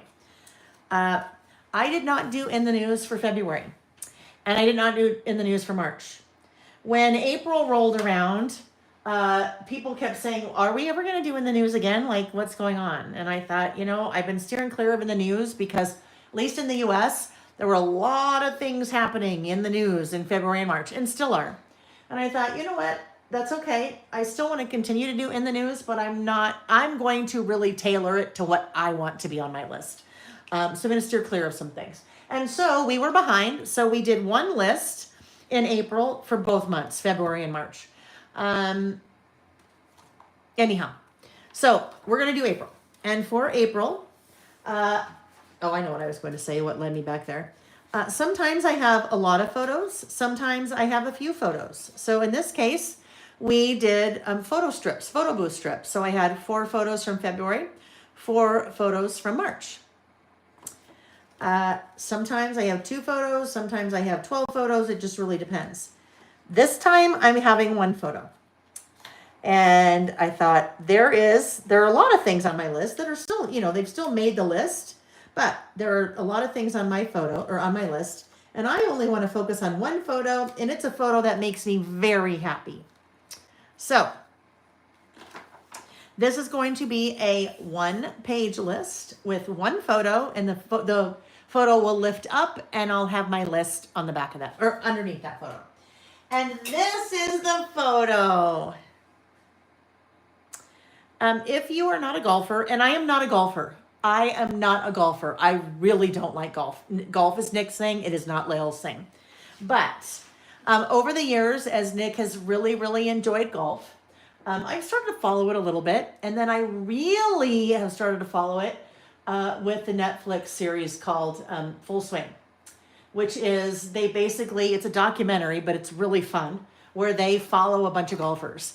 And so for years, I have followed this man, and that is Rory McIlroy. This photo I just grabbed from the internet. I was not there at the Masters this year, but that was taken by some photographer when he won the Masters after many years of trying. And he is only the 6th golfer in the world ever that has won a Grand Slam, which is 6, I think, 5 or 6. I don't know how many are in the Grand Slam. I like golf, but I don't follow it that much. So very elusive, prestigious to hit that kind of thing. But anyhow, if you followed him and you followed all of his trials and tribulations and getting so close and so close and so close and never actually hitting it, and then this year he hit it. So this is, I decided, you know what, I'm going to do 1 photo for In the News, and this is going to be it. So I printed 2 because I wasn't sure, and now I know. I did this morning before I even, put it down on paper, but I know. That's a 3.5 by 5. But when I was trimming it, I decided to leave a little bottom part in my trim because that kind of reminds me of a Polaroid. Now, Polaroid traditionally is a little bit more square here, but I thought that might be fun to leave because I think I have an idea on what I'm going to do with this part. So anyhow, that will be my photo. And my list will be actually underneath that. It will flip up, and that's kind of my plan. Let's see. Ann Beaverhausen said, I saw a social media influencer call this the Whisper Show. Yeah, if you watch golf, it's very quiet. And they can tame the crowds. It's amazing how quiet they can get the crowds to be. But even the announcers are whispering. So yes, Whisper Show. I totally get that. All right. So he is also from Ireland, right? So I was thinking, okay, there's a lot of green in this photo. He's also from Ireland. So maybe I pull in a little bit of green. And as I was looking at kind of thinking about what I wanted to use, I pulled this out. This is from Vicky's Cut and Paste collection. I will tell you, if you want to get your hands on cut and paste, you better do it quick because it's no longer available from order or for order from the distributor I order it from. And the distributor I order it from is the only one that carries it in terms of me being able to get it. So that means anyone that is trying to get this, that is a retailer, can't get it anymore. I think this is sold out, this particular product, but anything that you can find in cut and paste, if you wanted to get it, you better get it quick because you can't order anymore. I'm sold out of a few of the things, and they didn't even produce all of the things. So it's one of those, it's going to be like, oh gosh. So as I was looking through this, I saw this paper. Where did it go? This one. So I thought, I think that could be a fun background. Now that's a lot, right? That's a lot of green. We're going to temper it, but I think that would be a fun one to go with as a background. And it's a little bit of pattern, but it's pretty subtle, right? Because it's kind of a tone on tone with those big giant circles. As we know with Vicky, it's kind of got some fun, like textured looking mixed media to those circles. All right. So this is the background. We talked about when we are doing our backgrounds. This is going to be 4 3/4 by 8. So let's just cut this little guy off here. Let's do, I guess we'll do 8 first. Doesn't really matter how we do it, but let's do 8 first.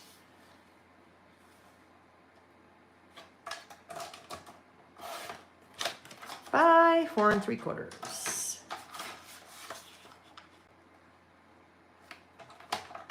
Alrighty. And this I'm just going to put back into the, right back into the little tablet there. Or the tablet, I don't know, whatever that is. Pad. I had to look to see what it was called. The pad. Yeah. If I don't get all my sleep, which is, it's very rare these days I get all my sleep because of the stinking cat. Yeah.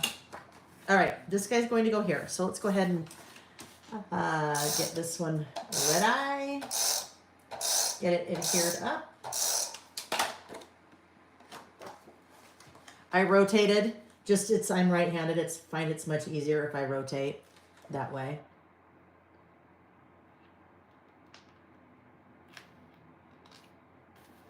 Alrighty. You know what? So this is a single page list. My next one is a single page list, and it's going to go right here.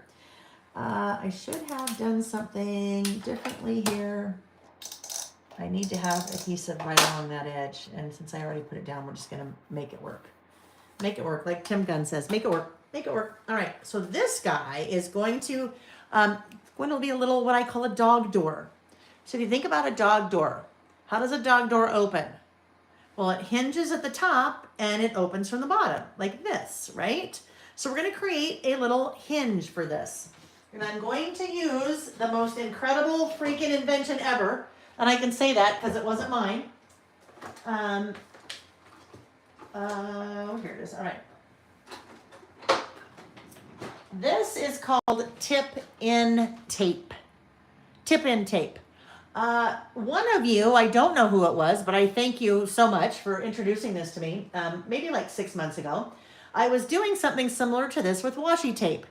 And you said, hey, you really should check out this tip-in tape. And I said, okay. So I found the website of this person and I ordered some rolls and I got it and started using it. And I'm like, oh my gosh, this is amazing. And then my customers would really love this. So I reached out to her and said, hey, I would love to buy wholesale. And she said, absolutely. And I've been carrying the tip-in tape ever since. Where it makes sense, I include this in some of my project kits because it's just so fun. So basically what tip-in tape is, it is a matte PET tape, polyethyl something tape. It is clear. And it has a little, not perforation, but on the back side, you have your little backer that's removable. And you can see it's split in two. So when I use tip-in tape, I am going to cut this to the width of my photo here. This is a 3.5 by 5 photo.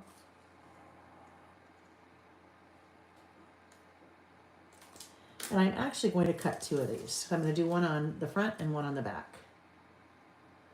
Which you don't have to do, and you also don't have to trim it to the width of whatever you're using it on, but I just like to do it that way because it seems to be kind of the most secure that way. So if we come up here, we need to come up right about here, I think. Thinking about what I think I'm going to do down below. So what I want to do, I am going to remove that split, that one edge of that protective stuff. And then I am going to adhere that half onto my photo, like that.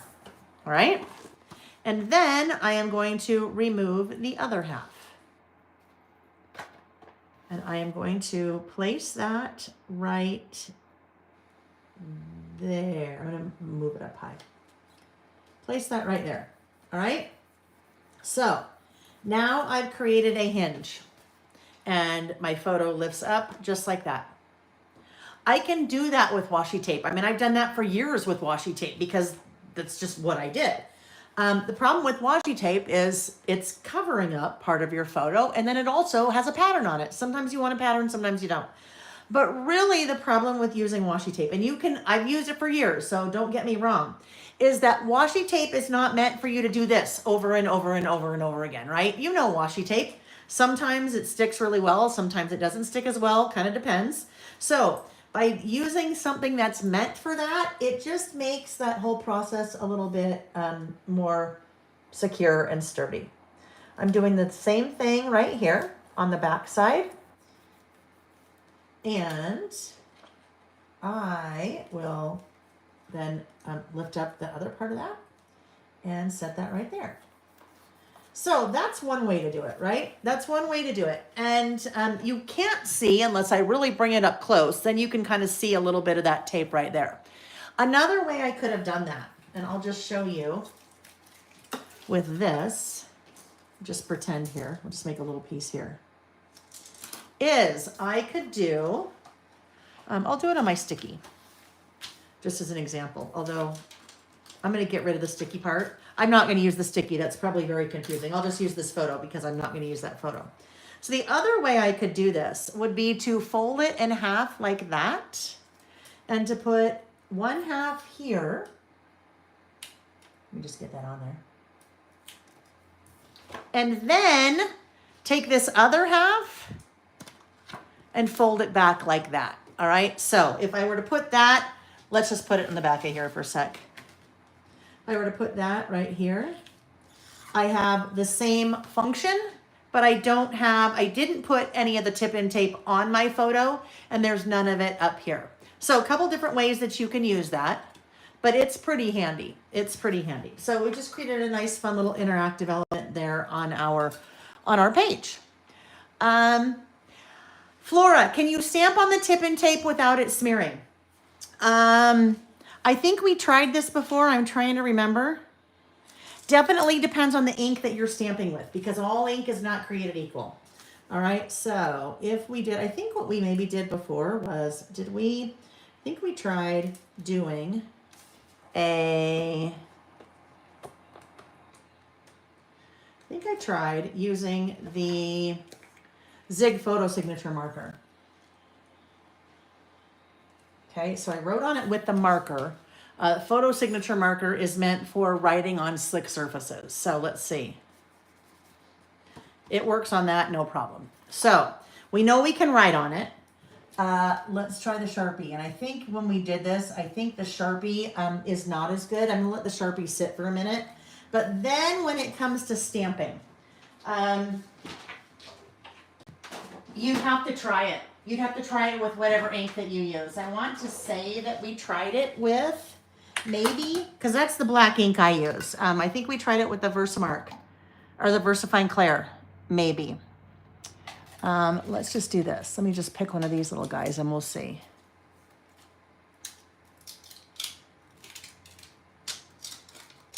Let's use this little camera and see what happens.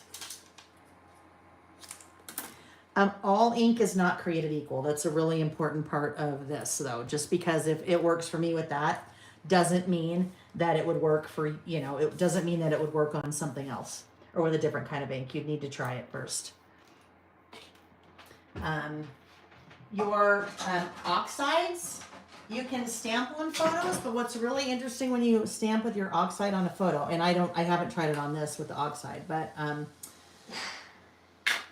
the oxide, the chalky part, does not adhere to the photo, which is kind of interesting. Okay, see what happened there? I was probably not paying enough attention. Let me try that again. But I moved it just a teeny tiny bit, and do you see how that totally smeared? I think that surface. You could try something like a Stays-On. I'm not a huge fan of Stays-On, but you could try a Stays-On. It's designed more to work on lots of different surfaces like that. Let's see if we try that again with being really careful.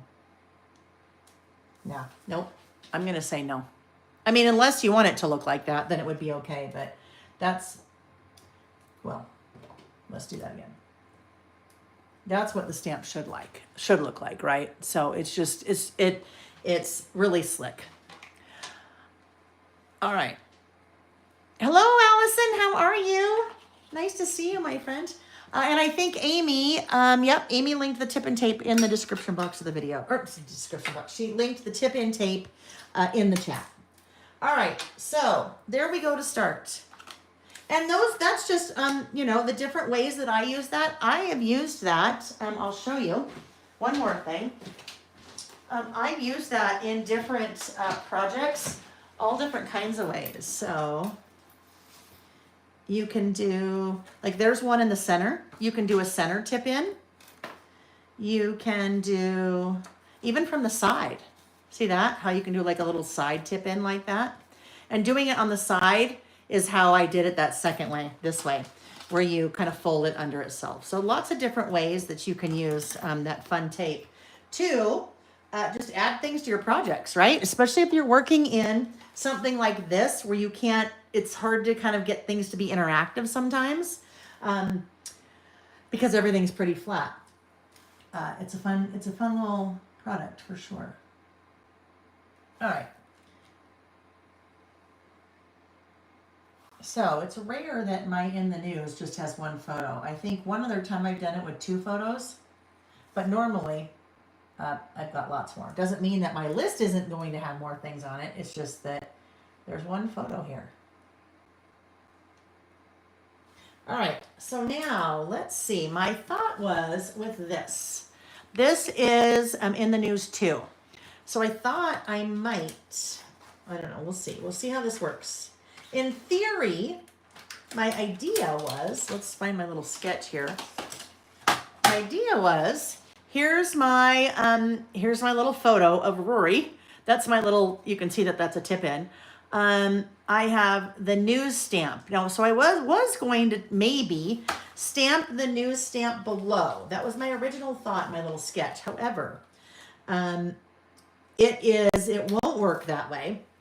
I'm going to take this, I'm going to stamp it and then cut it out, and then I'm going to adhere it just right here. So then when you lift it up, there'll be like a little thing here, the little bottom of the news is what you would lift up to lift it. And I think we'll just go with, do we just want to go with black? I feel like we just want to go with black there maybe. I think we'll go with black. All right, so we need some white cardstock. So let's grab that.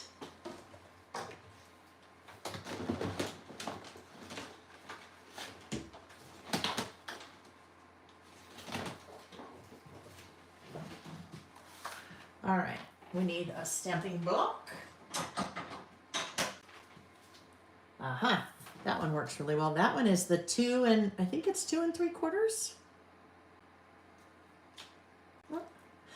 Okay, let's talk about what just happened there. So I had talked before about I like to put my stamp face down on my work surface and then pick up the stamp with my block. And then you saw what happened there. I picked up the block and the stamp stayed stuck down. The reason that happened, your stamps over time will start to get a little bit of lint on the back, right? A little bit of lint or dust. And so there's too much lint or dust on that. That meant that it would not stick to my stamping block. All you have to do is take either your stamp chamois or a wet paper towel or something like that and just clean that off. Clean the back of that off. And then it's now back to its nice stickiness and it will lift up, no problem. All right. So we're going to do that in black. Let's get that inked up. This is the only color black ink that I use. In my opinion, it is hands down the best, and it's that VersaFine Clair Nocturne. All right, it's a pigment-based ink. I call it a juicy ink, right? Just like the oxides, I like that it gives really nice, solid coverage. And I'm not going to test it first because this can just be a test if it doesn't work, right? I'm just going to stamp it on my white cardstock. I want to apply nice, even pressure. All right, because there's a large surface area to that stamp, I want to make sure. Allison, are you still here? If you are, I think I just remember, I don't think I sent you a stamp yet, did I? I think I didn't. Please tell me. Please tell me. The By the Numbers Allison stamp, this one, is inspired by my friend Allison. And I told her, I said, Allison, I'm sending you a stamp. And then I think I totally forgot. Oh, golly. Please tell me you're here and please tell me. All right. Love it. Look how nice that is. Nice and just solid and chunky and so good. All right, let's get that cleaned off.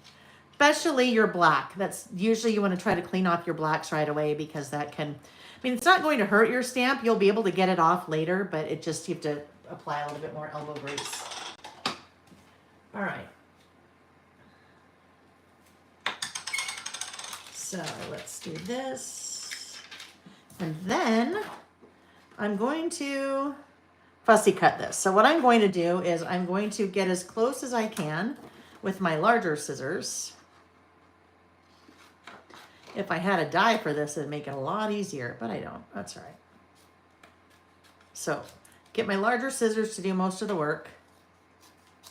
And then I'm going to come in with the fussy cutting scissors. Fussy cutting, if you're not familiar with that term, you're basically cutting something out of something else. A lot of times you will see people do it maybe with a paper that has like a big floral pattern on it. Like, let's just see if there's...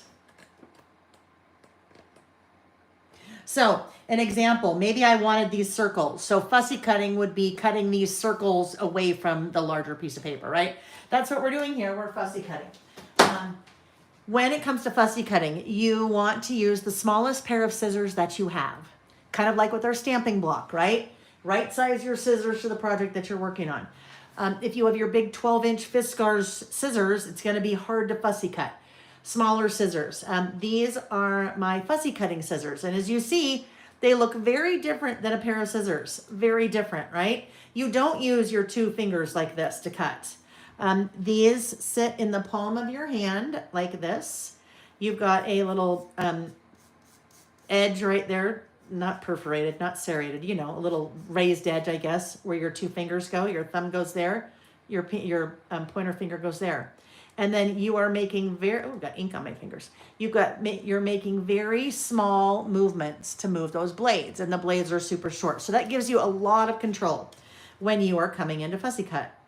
So you'll notice as I'm fussy cutting. Now, my intent is not to remove all of the white. That's like crazy cutting. I mean, that's just too much for me. But I like to leave a little bit of a white border. And as I am doing that, I end up rotating my object that I'm fussy cutting. You notice that my scissors are pretty much staying. My hand is staying in the same position. And I am rotating whatever it is that I want to fussy cut. That makes fussy cutting so much easier. Some of you love fussy cutting. Some of you really dislike it. Some of you know Vicky, and she calls it fussy cussing, right? Some of you call it fussy cussing because you just don't like to do it. But it looks kind of cool. It totally gives things a different look when you fussy cut. So that's kind of what we're doing here. And I'm not fussy cutting everything. You know, I don't want to make those all individual letters. I'm just kind of following the outline of that stamp. And I've got my little, now instead of a word, a stamped word, now it's basically a die cut.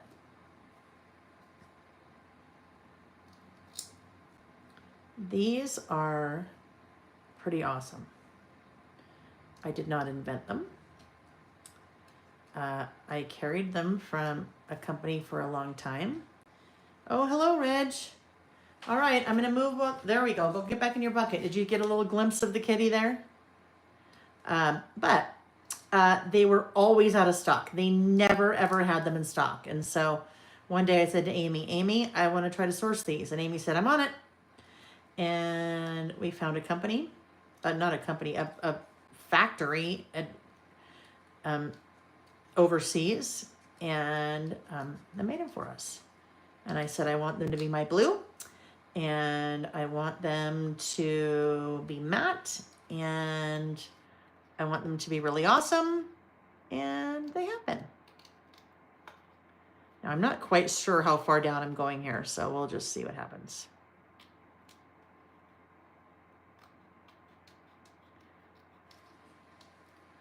I find fussy cutting extremely relaxing.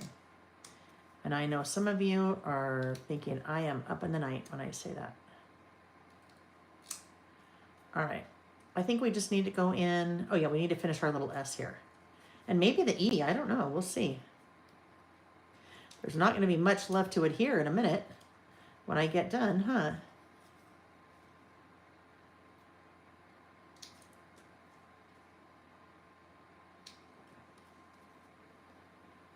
Alrighty, so let's, oh, actually, it'll be fine. Okay, so this little guy is going to, I think it will just maybe sit right there. And then it's going to be my little like lifter, my little tab that will lift things up. So let's get our little glue pen out here.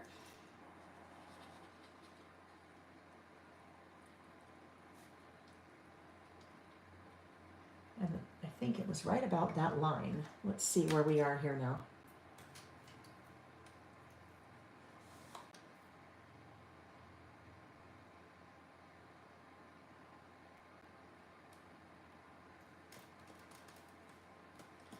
Okay, there we are. So we flip up and we've got our news. Now, I feel like this is just, you know, I have to do this. I feel like this also has to be outlined. I'm switching from my Sharpie to that Zig photo signature because this is a photo, slick surface. And you cannot write on every slick surface with a regular pen, even a Sharpie.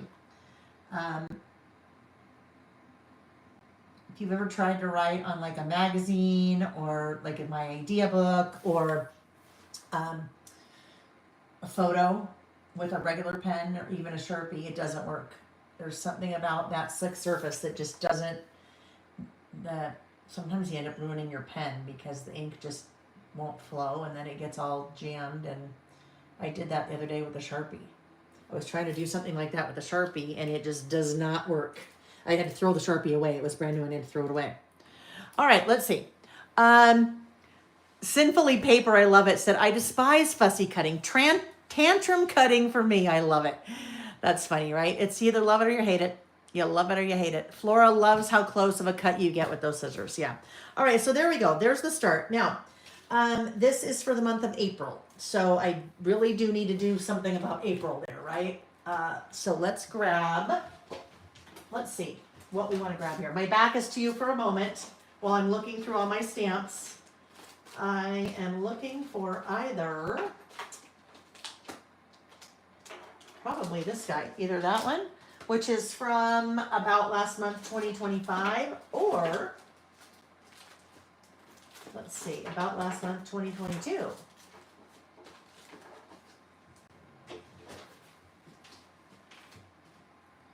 All right, so both say April, clearly. One's a little fancier than the other. Let's look, let's see. One's a little bit larger than the other too, so let's look. I'm thinking April. I think I'll maybe want that guy because that guy is bigger. I think this one might be a little small on there. Yeah, too small. All right, so let's go with this April. Now, I'm not going to stamp up there because part of my tip-in tape is there and I have kind of all this white. So I'm going to stamp on white and I am going to cut it out. So I'm doing a little bit more fussy cutting, friends. Now, don't want to use that. Ooh, let's clean this off because I will later be wondering what happened to that fun little camera stamp from Postcards and Passport Mini Icons.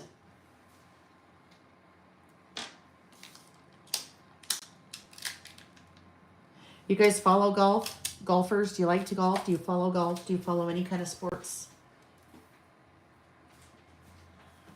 All right, we need different stamping block where we want to right size again. Remember, we don't want to use that guy. It would work, but he's too big. Too big for my taste. Nope, I think this guy is it. All right. So April is coming from the 2025 About Last Month stamp set. Let's get that all nice and inked up. And back to our cardstock here. Now, if you wanted to do something similar and you didn't want a fussy cut, it would look just as nice. You wouldn't have to cut out that guy like I did, right? You wouldn't have to cut this one out either. You could just, well, I mean, you have to cut it out. You wouldn't have to fussy cut it. And again, my kind of MO is to go in with my larger scissors, get in, you know, fairly close, and then clean it up with the, you know, with the fussy cutting scissors.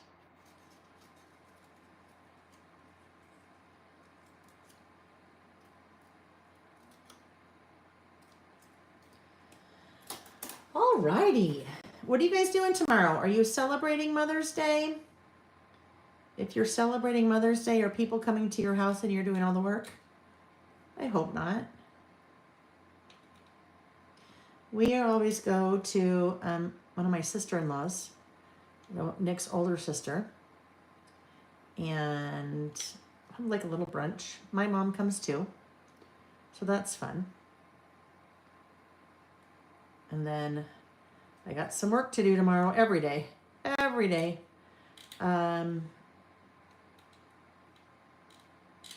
need to start designing the postcards and passports mini book project kit so that so it can go up on Monday.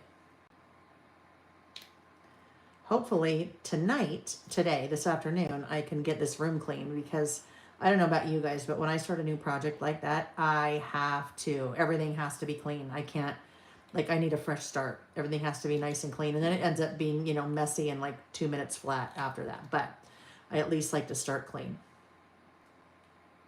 And then I get distracted. There's something in here that needs to be put away in the other room. I go in the other room and then I'm like, oh, look, I did something in the laundry room. And then I'm like, oh, shoot, that laundry needs to be changed. And I change the laundry. I'm like, oh, look, that laundry needs to be put away. And then I put the laundry away. And then I go in the closet. I'm like, oh, I should move those shoes. Those shoes I should remember to take on my trip next week. So I take them downstairs to the guest room. And right. And then like an hour later, you're like, okay, what was I doing? Oh, yeah. Why am I not making any progress cleaning this room? It's like the book, If You Give a Mouse a Cookie. Remember that? It's just like that in my world. I think in a lot of our worlds, right? All right, April. Now, so I need to be thinking about the placement of this. I really can't have that be part on and part off, because if I do that, every time I opened it, that thing would go, right? Yep, Elise, that's so funny. That's called If You Give a Mouse a Cookie. I know, exactly. That's so funny. I didn't see that when you were, I was saying that before you, anyhow, it's all good. You know what I mean. All right, so I can't put that right there because then it would fold in half every time I open. So let's decide where we should put that. Do we want to put this right here? April. All right, so I don't mind this here, but what I really mind is that big old trapped white space there. So that just looks odd to me. It's called trapped white space, even though it's not white. So then do I do it here? But then if I do it here, it looks odd because now it's like off center. So do we do it up here? Do we do it all the way up here? If I do it all the way up there, then it looks odd also. So where do we want to put this? I don't know. Here? I should probably just put it there, I think. I think it should go there. Let me look at... Yeah, I'm just going to put it there. It's fine. I don't love it there, but that's okay. So now in hindsight, I probably would have been better off doing the other April because it would have fit more blockish, right? It would have fit more blockish. Yeah, we're just going to go right up here in the sky. In the sky. All right, April in the news. April news. Okay, so now that lifts up. I'm going to come back to this paper pad again because I did notice that there, oh, I remember now, there were all kinds of things I was going to do here. Okay, let's grab, I noticed there were some cut apart cards here. So, what if, you guys see that? You probably can't, it's off in the, it's kind of off. What if we did this one? This guy, does that fit underneath? Doesn't fit, but if we narrow it, let's look, because this is 3.5 by 5. This is probably 4 by 6. So that tells me I probably don't want to put that there, because if I put that there, we won't be able to, we'll have to really cut it, so it will not look right. Unless, okay, let's get a ruler out here and see. Unless, what is the width if we just did this part? That part is 3.5. Oh, that part is, I'm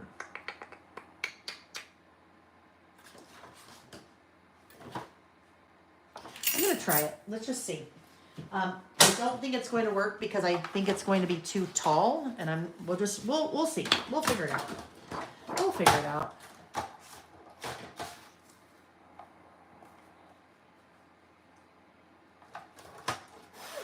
Cut that guy off, and then come back here and get that little card out that we want to use.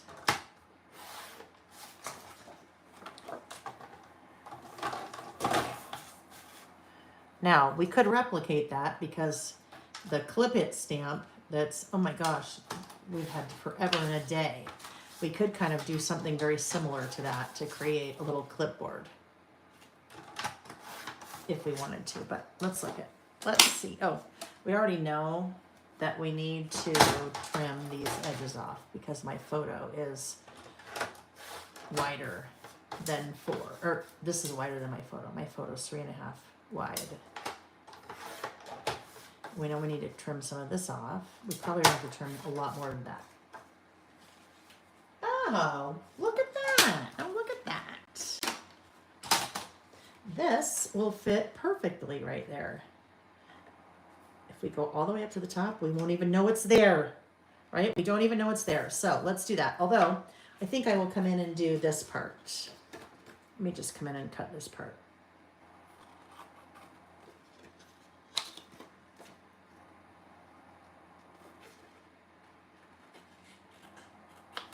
And then we'll come around this little thing and just do our little fussy cutting here of our little clip.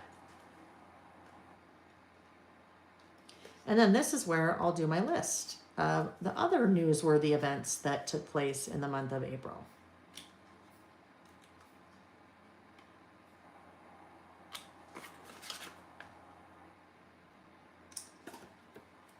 Okay. Now, if I had, and you know what, probably what I will do, I didn't do this yet, but probably what I will do is, you know, ooh, golly, before we're together again, gosh dang it, well, come on.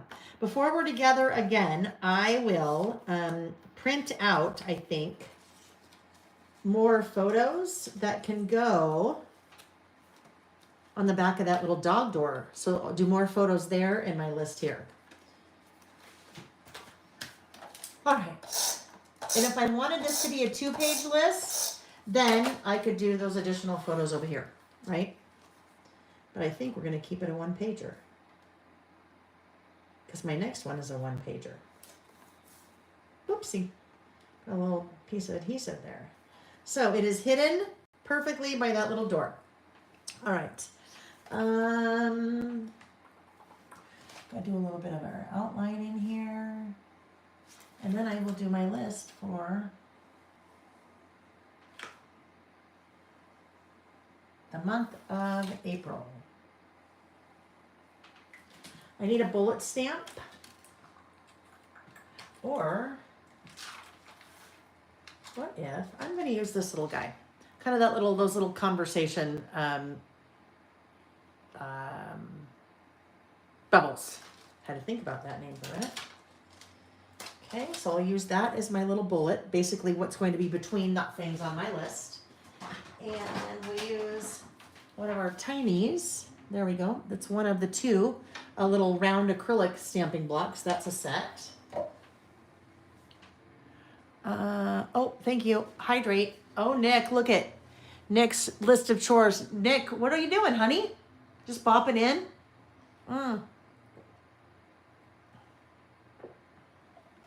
I had a hydration break. Important, hydrate. Yes, thank you, Sen Girls. Your list of chores is complete. Whose list was it? Was it my list of chores for you or your list of chores? Because we know those are different. Yesterday afternoon, we went to the nursery and bought some plants. There's a plant.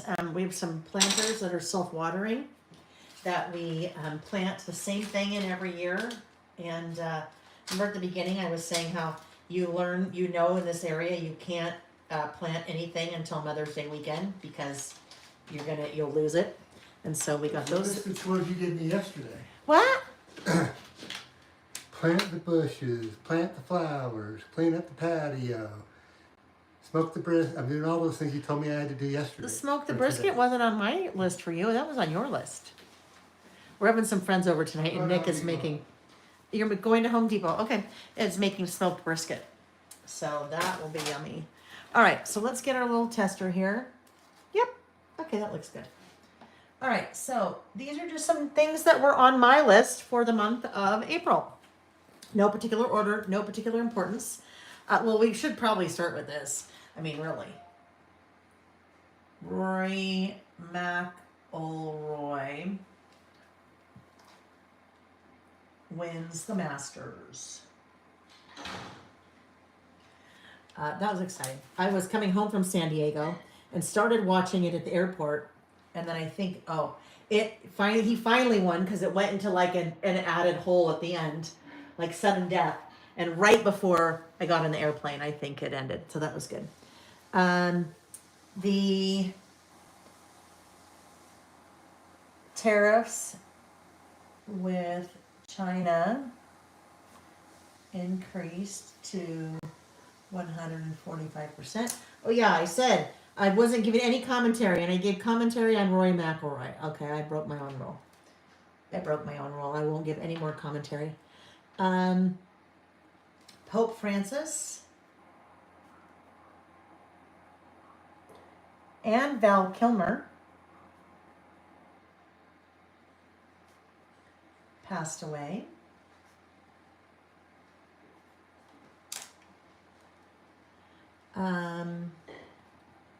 News that the U.S. plans to. Oopsie, that was funny. I was thinking and not writing. The U.S. announced plans to ban artificial food products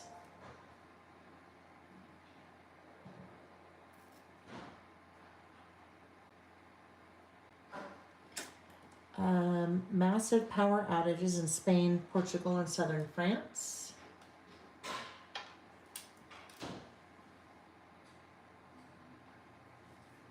I think I probably should have used maybe the blue for that. It's a little bit hard to see those in between everything else, but that's okay. Massive power outages in Spain, Portugal, and southern France.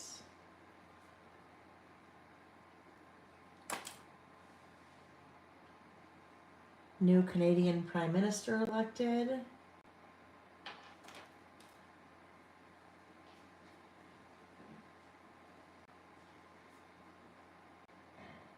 And this is weird for me because normally when I'm doing my list, I'm giving all kinds of commentary when I'm writing. Yeah, nope.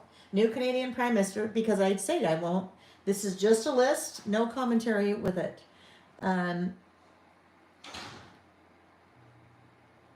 Mark Carney. Because every single one of these things could be controversial on your list, right? And we don't come here for that. We come here for just having fun and being creative and laughing and playing and experimenting and learning. And the Dow Jones dropped 3.2%.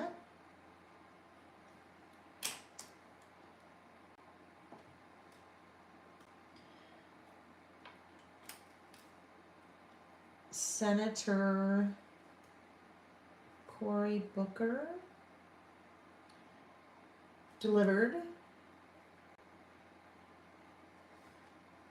the longest speech in U.S. Senate history. 25 hours and 5 minutes. 25 hours plus 5 minutes. All right, so there we go. That is my list of in the news things for the month of April. Now, there's one more thing I'm going to do. First, I'll clean this off. Let's see. Okay, I got to look up here. Colleen. Okay, so here Colleen says,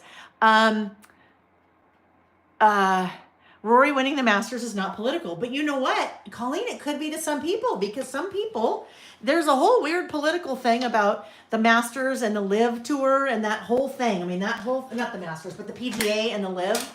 So for some people, golf is very political. And not in the traditional sense of political, as we would think, like politics. But yeah, it can be controversial.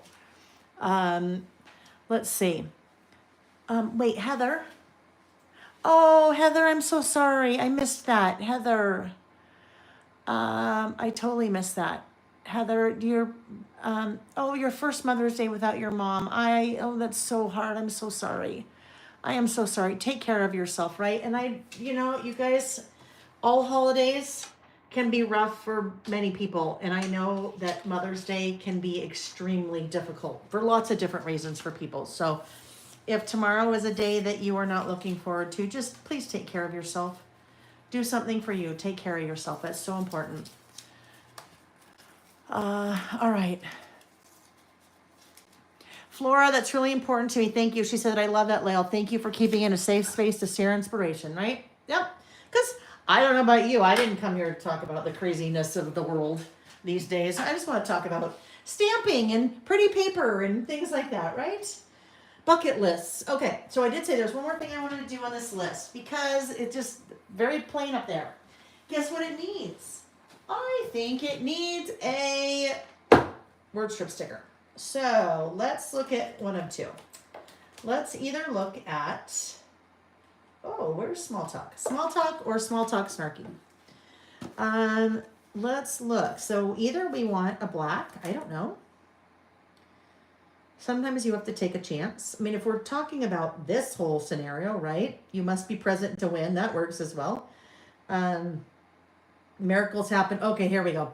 Miracles happen when you believe. That is the one. That is the one because for him, that was so many years, where he came in second or almost had it or totally missed it or whatever. Here we go. Miracles happen when you believe. April, in the news, there is our list. And I'll do more photos there. But the one thing that I think I could do that's kind of plain when you lift this up. So what if we come back to in the news? Oh, not this one. We come back to the in the news 2.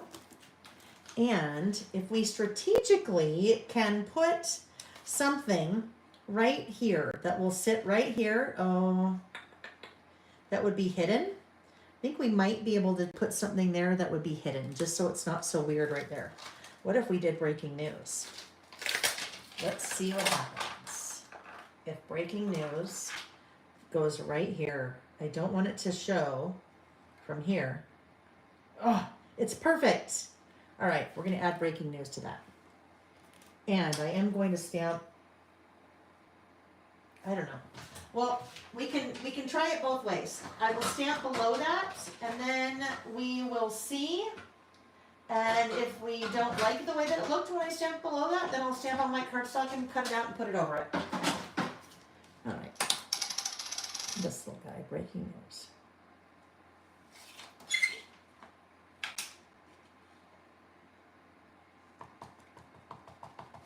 All right. Let's looky here. Oh yeah, that'll be good. That will be nice. And it's totally hidden because I don't want it to kind of be peeking out, you know? Don't want it to be peeking out.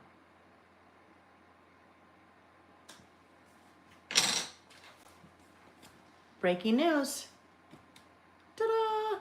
There we go. That's a totally different in the news that I normally do. If you looked like through any of the idea books, you would see that the in the news, they usually follow a very similar format. And I get bored of it. I get bored with it. So this morning I'm like, you know what? I need to figure out, I'm going to do something totally different. What am I going to do? And then there we go. All right. So we are ready for our third list. And I am going to just get these little things here cleaned up. And we will start on our third one. But while I'm cleaning up, we can talk about the third one. The third one is a carryover from last week.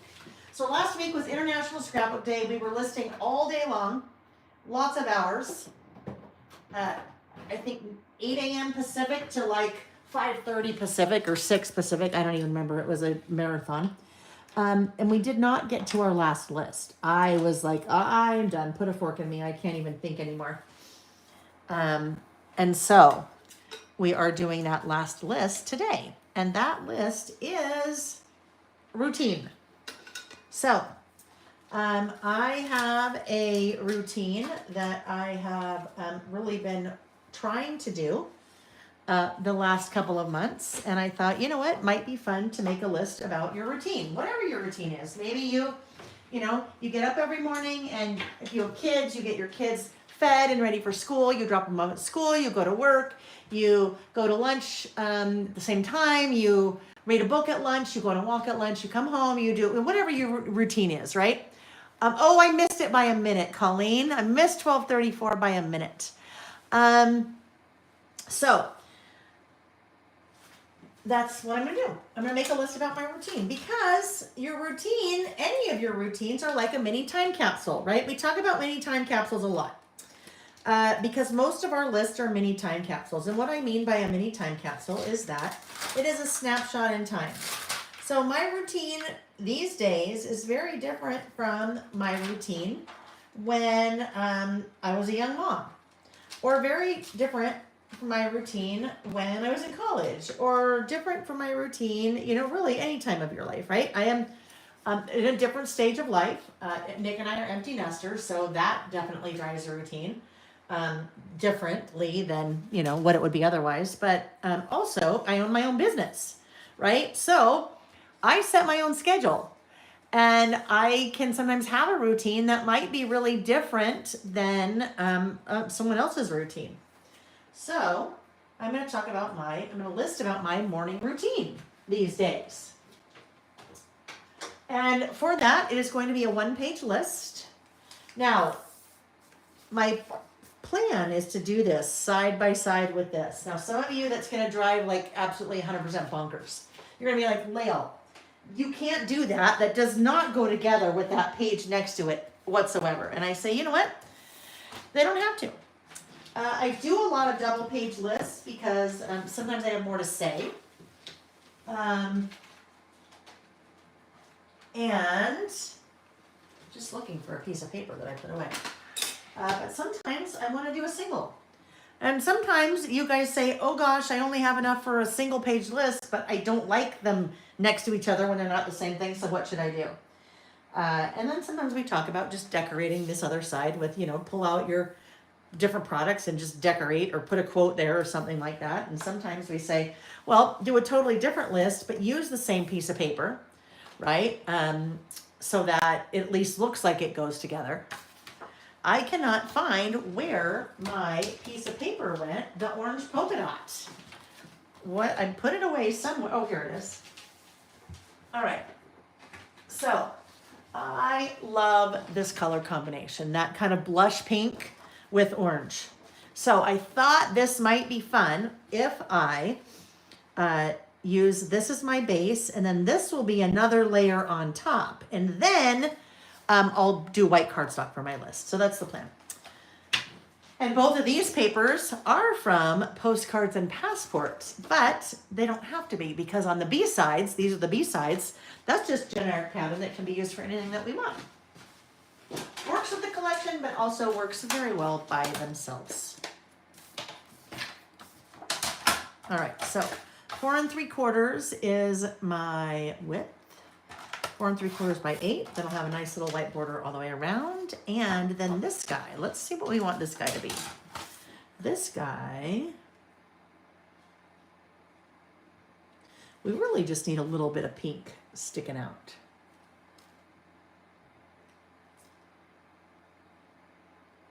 All right, let's see what that gives us. That is a little bit more than 4. Let's just say 4 for good measure. I was going to say for blanks and giggles, and I really had to stop myself, because I would in real life say, fill in the blanks and giggles. But I won't say that here. So 7.5. So it's about 4 by 7.5. I have told you guys, I'm pretty much open book. I swear like a sailor in real life, so don't hate me for that, but I do. But it is very rare that any of you will ever hear me swear. Amy has heard me swear a lot. Vicky has heard me swear a lot. But no, that's important to me that I don't, it's just for me, I don't want to do that. I don't want to put that out in my business. But personally, oh yeah. So I'd say blanks and giggles, and fill in if you know that term. then just fill in the blank. And otherwise you're like, what is she talking about? Doesn't matter. I don't even remember why I said that. Why that we had that whole discussion. Friends, it is a stream of consciousness in my head. It comes into my head, it ends up popping right back out. And I'm going to have another sip of water here.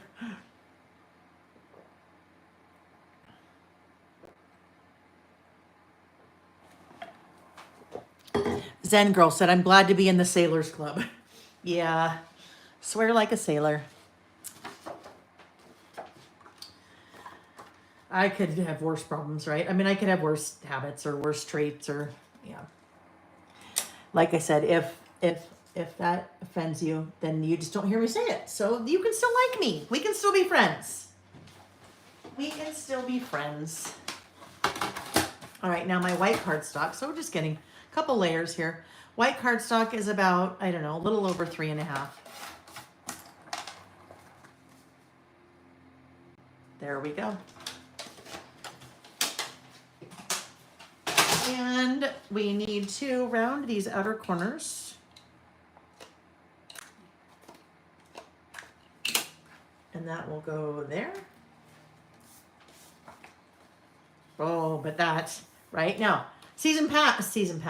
I'm so conditioned to season pass because it's been around so much longer than postcards and passports. The nice thing about postcards and passports with that paper pack, you have 2 sheets each of 6 double-sided designs. So if you're like me and you turn that over and you're like, no, I want to use that, you're okay because you have 2 sheets, 2 12 by 12 sheets each.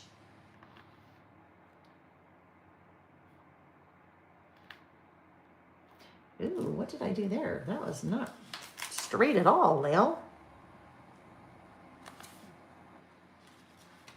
It's funny, this is really causing my brain confusion because these lines are fighting with the other lines and I'm like, where am I? There we go. I was having a hard time lining that up. Okay, now we're good. Now we're good. Okay, but before I put that down there, that is too stark white. So I need to do something. And the something that I'm going to do is going to be, let me find the 2 colors. In fact, I should be writing these down. I'm going to write these down so that we have the mowed lawn is one of the colors that coordinates with postcards and passports. Now, I needed the pink and the orange. I think the pink is probably,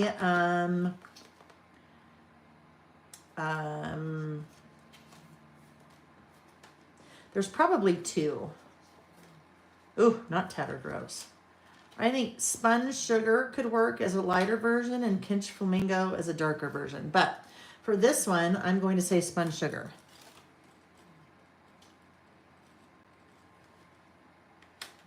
Oh my gosh, Reggie's snoring. He's making the weirdest noise. All right, and then orange. Spiced marmalade?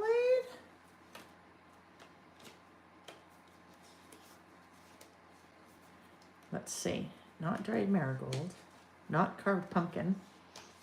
Not ripe persimmon. Spiced marmalade, I think, is pretty close. Spiced marmalade, rusty hinge. Spiced marmalade. Okay, so I'm going to pull those 2 colors out. Spiced marmalade and spun sugar. And then I'm going to decide. So I'm going to end up stamping the title routine. Before I get too far, this list is going to be pretty simple because I will be writing my routine here. But I thought I would use this guy, that flower. And that flower is just going to kind of go over here. So I think what I will do is I will do the flower rub on first, and then I will pick the color. Because I'll ink the edges and then use the different color to then do the stamping. So this is one of the rub-on sets from Vicky's Flower Emporium. This one is the just regular, or the essentials, the essential rub-on transfer. So there are 6 by 11.5, if I remember, 6 by 11.5 rub-on sheets, and you can see what those 3 are there. I have already used something, one little piece from this rub-on sheet in the past. So I want to talk about rub-ons for a minute. When you get rub-ons out of a package, they are, let me find the other ones I haven't done this to yet. Here we go. This is from the other set. When you get rub-ons out of a package, they always will have the rub-on sheet, and then behind it, they will have like the protective backer. It's important that those stay connected together. If they become separated, then your rub-on is no longer protected, right?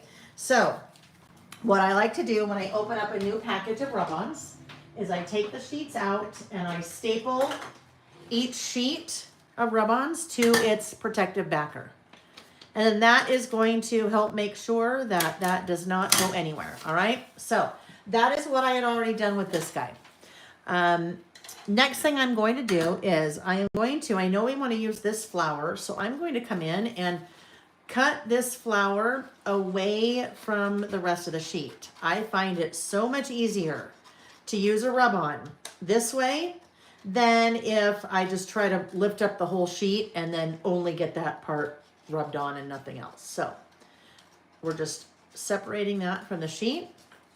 And now we can work with just this guy. Remove the protective backer from the rub-on. And I want this to be, let me just, I don't want to put this down yet because I need to ink the edges, but, so you know what? I'm not ready for that yet. So let's just, what did I do with that backer? Not ready for that yet. I want part of that to actually bleed off of the edge of the white. So let's just put that back there for safekeeping. I think that I will ink, you know what? We'll ink the edges.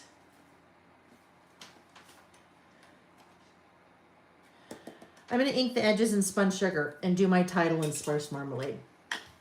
So let's grab our ink blending tool and let's grab our little storage case for all of my little ink blending foams.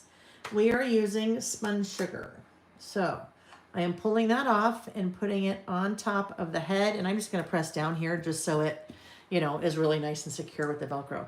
This is one of my products. This is an ink blending foam storage tool, container, something like that. Ink blending foam storage. These are available in 10 different types of inks. Tim Holtz Distress Oxide, Tim Holtz Oxide, or Distress, Gina K, Stampin' Up. There's a whole bunch of different ones. But the case, when you buy it, you get the case. You get 2 sheets, depending on what ink that you're choosing, what type of ink. And each of the sheets holds up to 20 of your little foams. 20 on one side, 20 on the back side. So that will hold up to 40 of your little guys. Now, also includes 40 of your pre-punched stamped circles. Now, your circles are not already swatched for you. So they're just plain white circles. You're doing your swatching. Also includes 40 of the little Velcro pieces so that you can kind of put everything together and store everything together. Amy's put together a great video for that on the website so that you can kind of see how that whole process works and some tips and tricks and recommendations on how to do that. So it's just nice because it stores all of your little foam heads and you know what's what. So I have 80, I think 80. I can't remember. Maybe he only did 72. I can't remember how many inks he did. Anyhow, I have 2 of those and they hold all of my Distress Oxides. So all I'm doing here is just softening the edges of that white. And I'm doing that by just inking the edges. That's the extent of my mixed media. Ooh.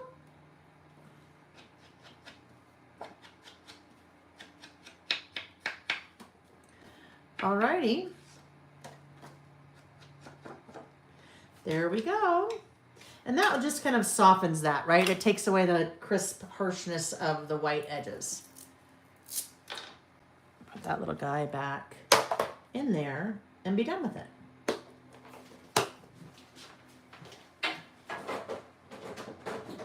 the other one? Oh yeah, not 80, so 72. Okay, those are available for the minis, and that's what I just used. Also the tinies. The tinies are the really small ones. All right, we gotta bring this back here.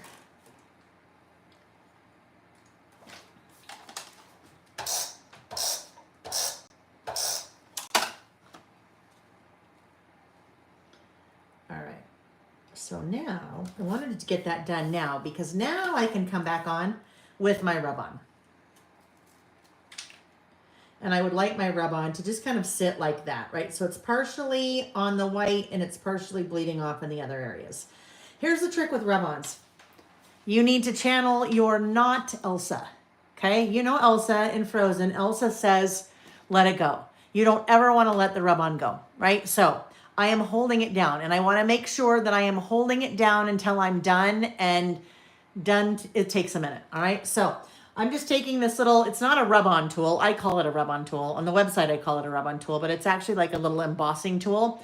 But I'm taking that little metal end, and I am moving that around all over that rub-on. And I am letting go. I just let go with that finger, but you notice that finger is still there. So I'm always holding on. I never want to be letting go. The reason I don't want to let go is that rub-on is one continuous piece of art. And if I let go and that rub-on sheet moves or skips just even a little bit, I will end up with a hairline crack in the rub-on, which I really don't want to have. So I'm just moving my fingers around so that I can make sure that that little tool is rubbing that rub-on everywhere, all right? So I think I'm pretty good, right? I still don't want to let go.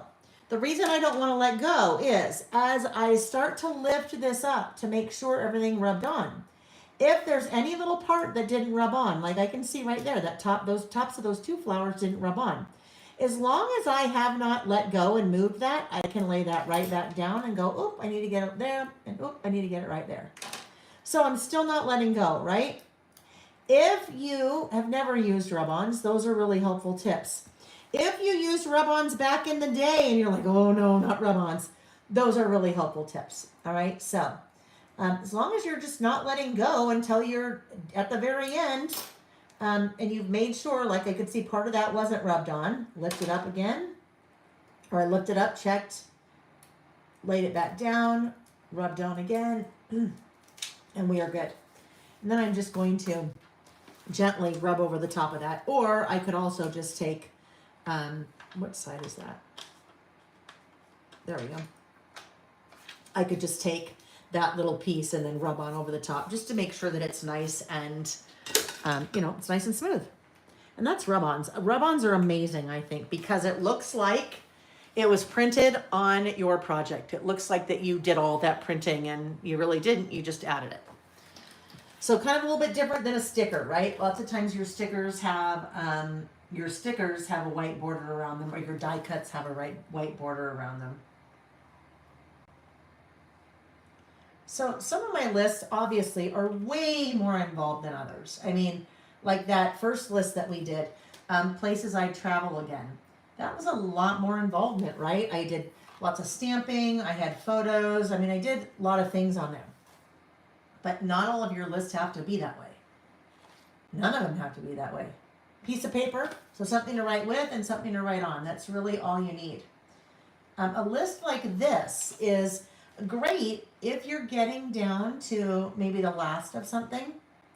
Maybe you've used all the rub-ons. Maybe you've used all the things in a particular collection and you're just like, you know what?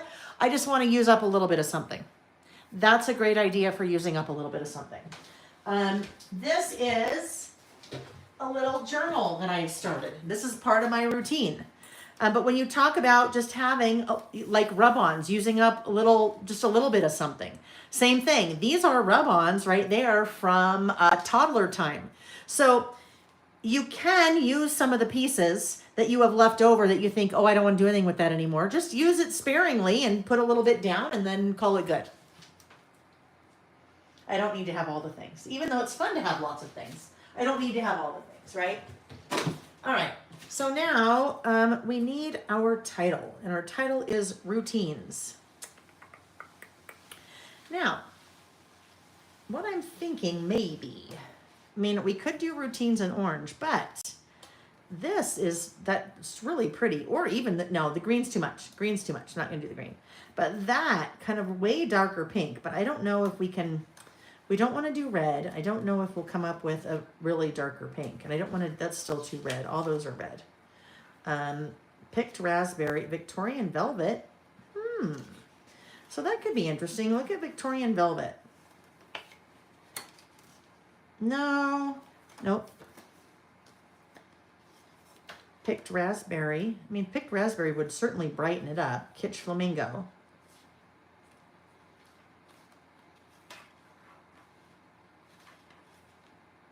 Maybe we'll do kitsch flamingo. I think that spice marmalade might be too much orange up there. I'm thinking. So let's do kitsch flamingo. As we look at, this is, okay, here we go. Kitsch flamingo is another one.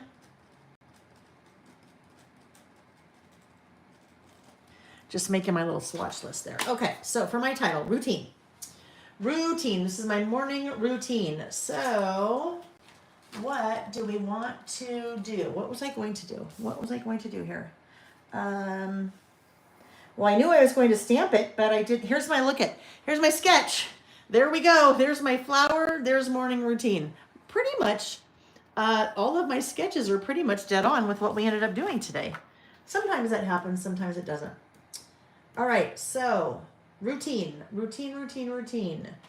thinking maybe, how about Reggie Alpha? This is not Reggie Alpha. And that's way too wide. Oh, look it. I knew I had that somewhere. Don't just do as I say, not as I do. I don't even know how that one ended up there. All right, we need Reggie Alpha, but we don't want big Reggie Alpha. We just need Reggie Alpha. So let's find that. My back is to you again. Routine. All right. We are going to use this Reggie Alpha, and I am going to just stamp routine. And then above it, I will write morning, because this is my morning routine. I also figured this week that I needed to have maybe more than one morning routine, because, you know, I'm trying to focus on having a routine. And I find that if one parts of my routine don't happen, then I feel like none of it happens, and then I can't mark it off in my habit tracker, and then that makes me sad. And so I will have kind of variations of a morning routine. This I R O U T I N E. Okay, there we go. Routine. So because I'm not working on something that's lined, I need to make a line for myself with pencil. And I will not erase that pencil until at least tomorrow. And the reason for that is, let me just do that. The reason for that is, I'm using Distress Oxide ink. Distress Oxide ink is a pigment-based ink. It takes a minute to dry. And so if I stamp that, and then even within a half an hour, probably, I mean, it's dry, but if I come in with an eraser and start erasing that line, I know I'm going to end up smearing part of that ink at the bottom of those letters. So I will just wait until when I know it's totally fine, and then I'll come back and do it. All right, so I need to figure out R-O-U-T-I-N-E, 7, and they're not all the same width. So I think this will be good. I'm just kind of eyeballing where to start. And again, if you missed me talking about this before, the reason that I stamp each letter individually, as opposed to stamping the entire word, I like to control the placement of how close I can get my letters together. And if I put all the letters on to spell a word on one block, then the stamp itself gets to control, because it has a little bit of buffer around all of, each stamp. So that's why I do it this way. R. So when we stamp words, it definitely takes longer, right? It definitely would go much faster if I used alpha stickers, for sure, no doubt. And stamps are more expensive than alpha stickers in the short run, right? But in the long run, your stamps are going to be your most economical product that you buy, as long as you take care of them, because they will be around forever, right? You take care of them, you will have your stamps long after you've run out of all your alphabet stickers. The other nice thing about stamps versus alphabet stickers is if you have the color of ink, you can make whatever color you need, right? Sometimes you're working with alphabet stickers and you're like, shoot, I don't have, whatever it is. I don't have that blue I need, or I don't have any blue. But if you have blue ink, then you're good. So there's room for both, right? There's room for both in our crafting. I don't know if that was the N. I think the N and the U are the exact same thing, because I put them on my little thing here, so I'm not sure which was which.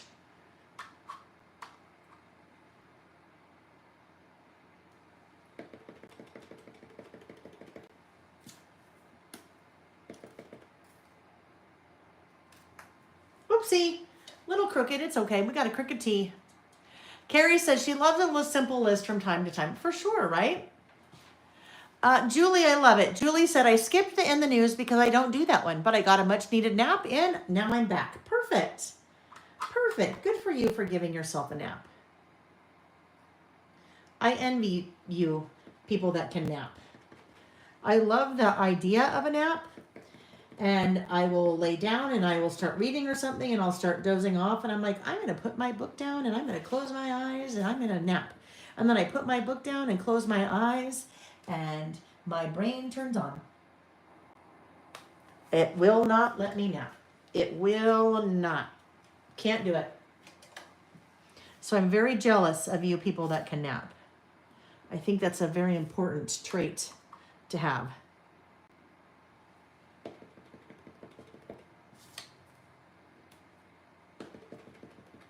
Alrighty. Oh yeah, my end's a little off too, but that's okay. That's all right. That's how we know it's handmade. Hand stamped and not AI.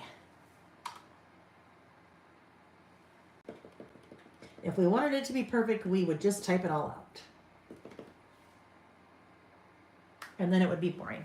Okay, routine. Oh, you want to know what word just popped in my head when I said routine? Poutine. That is like the most amazing bite of food I've ever had in my life. Oh, poutine is so nummy. It's a Canadian thing, if you don't know. Well, I don't know if it's originally from Canada, but it's Canadian. And they are French fries with cheese curds and gravy. And oh my gosh, so freaking good. Yes, it's so good. All right, I think we're going to do a little period on the end. And I'm just going to use this stamping block, even though I should really be using a stylus. It's okay. Routine. All right, now, this is my morning routine. So I am not going to, I won't stamp morning, but now I need to think about this, because I want to think about how I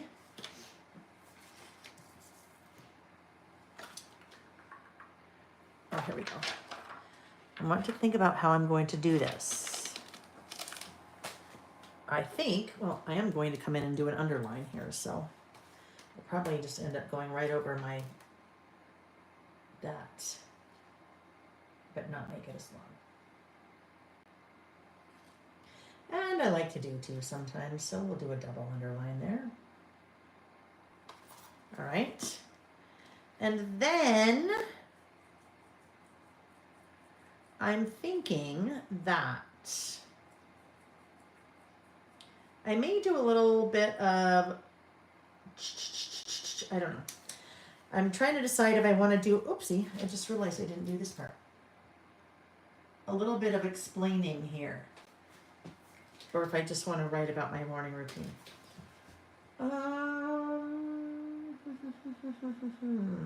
I am not sure. I'm not sure how I want to do this. So my brain's gonna think for a minute. And I'm gonna see if I want to do washi on here.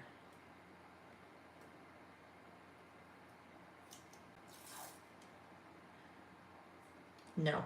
I'm gonna say that is too, like, yeah, no, way too, this is too delicate, so no washi. And I still don't know if I'm gonna do that. I'm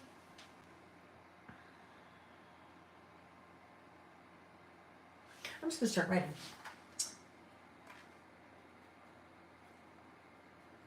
For the last few months,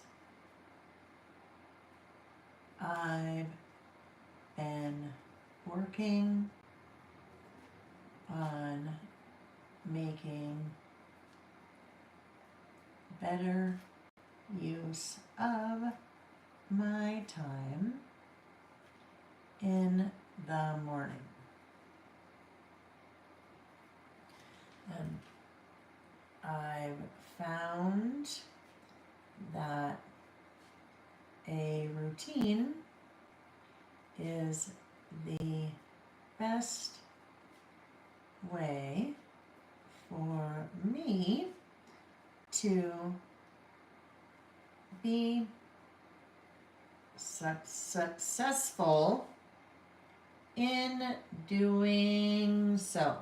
All right, so now there's my little blurb, but now I need to write my routine here. So now I've just really pushed the I don't know what I'm going to do down the road now, because now I got to figure out what I'm going to do. So, I know. How about if we look at something?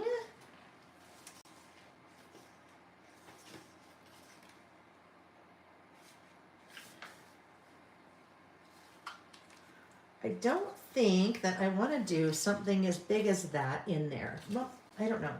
Let me just look. Let's just cut this guy away and see.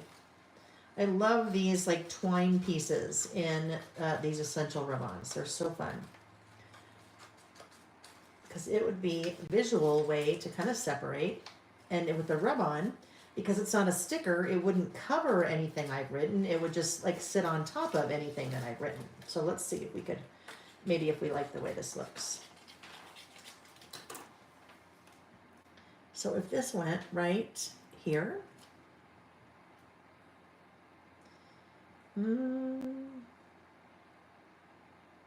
what if, instead of going side to side like that, what if it just kind of went right there?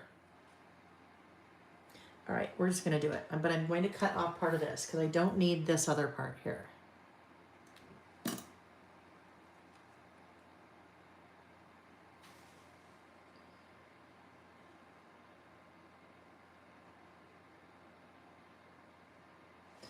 Okay, not sure. So let's look now at something else that maybe we could do that would help to separate what's going on here. What if we did this guy? Kind of like this orange butterfly. This orange butterfly kind of is going in along the same lines of what we're doing here. Don't worry, I'm not giving up on that. What if this guy went in here? Oh, okay, so now it's a little bit harder to make this work because it is so solid up there.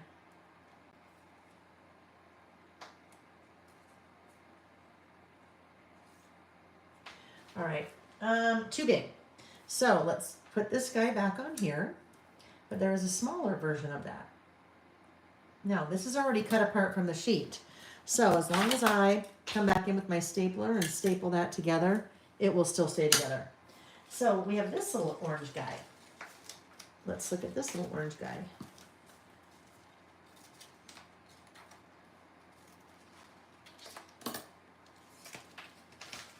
See if this one works. Maybe in here. Yeah, Lil, I'm not quite sure where we're headed with this. Like, because I felt like it needed some kind of explanation, but how about if we just do this? This is going to be a different kind of list because I think it's going to be a little bit more involved in the writing as opposed to like a bulleted list or a numbered list.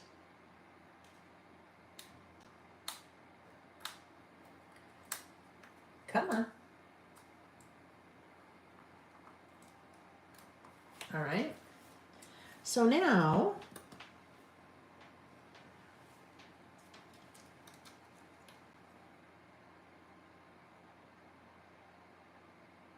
I'm just going to do it. I'm just going to do it. It's going to be there. And I will work around it.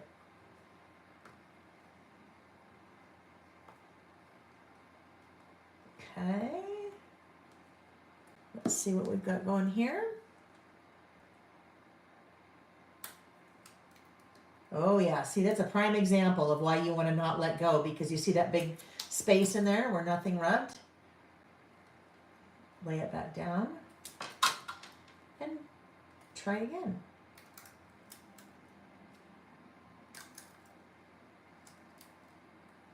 Ooh, there's a whole chunk there that didn't go. Whoopsie! All right, so there's a skip or a jump or a crack. Not the end of the world, but that's what I mean when I talk about not wanting to have a skip, that little thing right there. But guess what we can do? I just kind of faked it with my pen. Again, no one's gonna know. All right, so what if we have this little piece left? It kind of ended abruptly. Do we feel like we need to go? I feel like we need to go a little bit later. I don't know, what if it goes all the way across? No, we don't want it all the way across. We're gonna have it stop right there.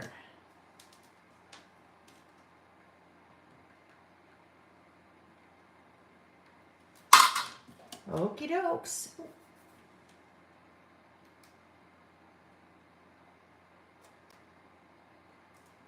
All right, there we go. Okay, now we're ready for my routine.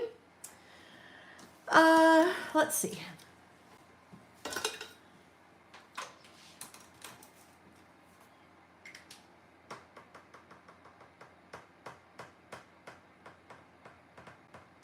I need a bullet. Just really simple, plain. Simple, plain. I'm going to use a little asterisks bullet here from Bullets and More. My gosh, I haven't used a bullet stamp today. That's rare. I'm going to put that on the end of the little stylus, that little teeny tiny guy. My little bullet. And I think we'll keep doing this. Boom. Okay.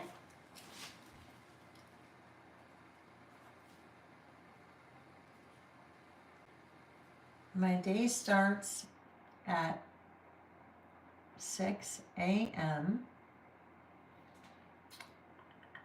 by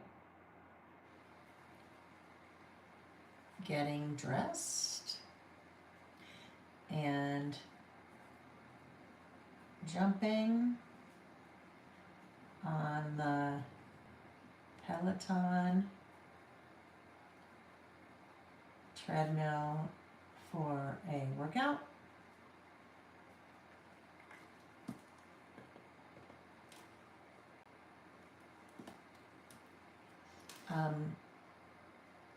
I've started journaling.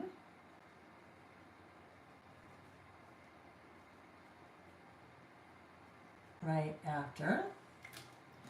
Then I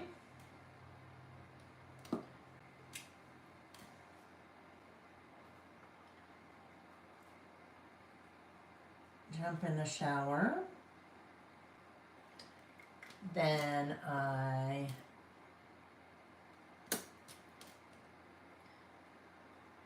read while having coffee. Then I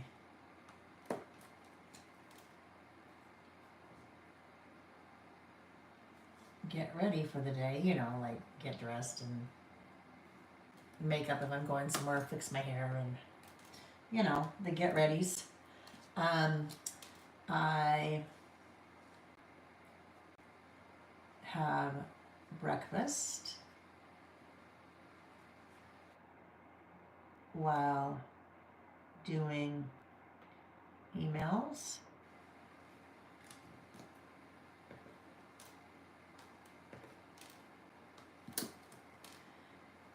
And then, and only then, do I let myself get on my phone and social media. That's my new morning routine. That is a huge shift for me. And I say new, I've been working on it the last couple months. That is a huge shift for me. Huge, huge, huge shift for me. And this is why it's a shift. Because I wake up early.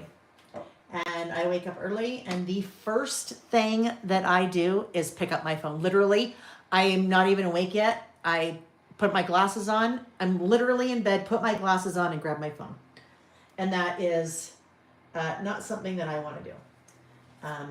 I've done a lot of reading about that and how bad that is for you. It doesn't matter if you're on social media or you're reading the news or in emails or playing a game or whatever it is, you are using up your dopamine stores. And later in the day when you need your dopamine, it's not there because you have used up the stores. That often, if I get on the phone first thing in the morning, sets me down a path for the day that I really don't want to be on that early in the morning. Either something I read about the news or something I see in social media or an email that I read about a problem with a product in you know, the factory or something like that, or something's delayed or da da da da da da da da. And I've decided for myself that those are the things that I don't want to start my day that way. I want to enjoy my morning. Now, if you're up at 6 a.m. and you're spending an hour or two on your phone before you do anything, I'm just replacing one thing with another. So it's not like I'm buying myself more hours in the day, but I am buying myself more hours in the day. And I find that if I am committed to that routine, if I'm committed to getting up and working out and then showering, and then while I'm post-showered, you know, hair's drying or whatever, that I'm reading and I'm enjoying my cup of coffee, that I've tried to figure out how the habits that I really want to be doing, like reading, that I don't ever allow myself time to do.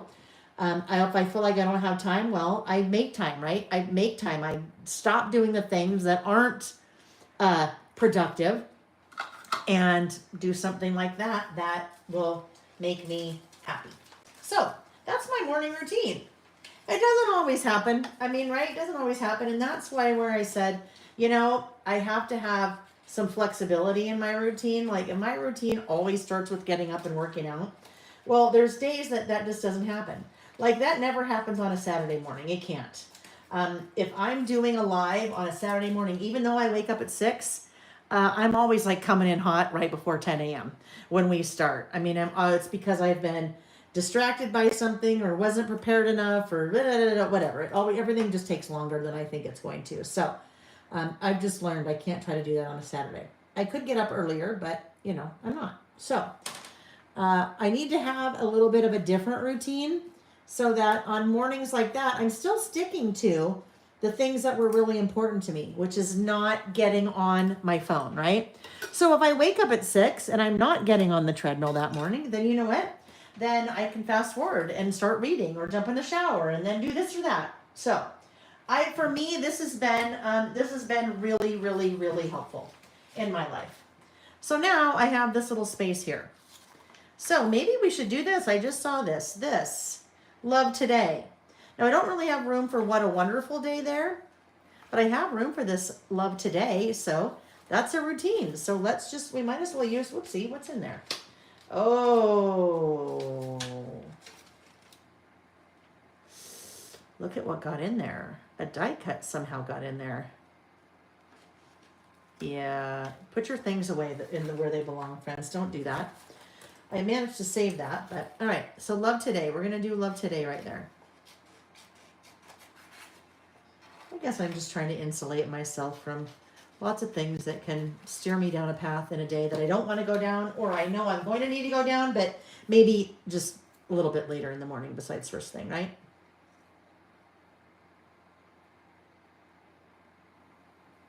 There we go. Alrighty. Love today. And we're not going to let that go. We're always holding on. That little rub on. So yeah, those papers are travel papers, right? They're just the B-sides. Just the B-sides that work for anything.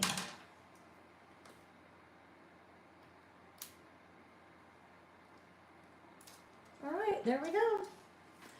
And we will date that, and then we're going to call it good. This is May 2025. And that again is important that you date it because this is a routine in May. This could be totally, I could have a totally different routine. Oh my gosh, let's be honest. I could have a totally different routine by tomorrow, let alone, next year or something like that. All right, my friends. So those were our 3 lists. That's probably one of the shortest listing sessions that we've done in a long time. It was still 3.5 hours, right? Still 3.5 hours, but we got them done. We were able to scratch that creative itch, right? Because I have that creative itch every day. That's also part of the reason I've started journaling, and it's just a little bit every day, but that also gives me, one of my habits that's really important to me is being creative every day. And let's be honest, I don't have the time to do this every day. I don't.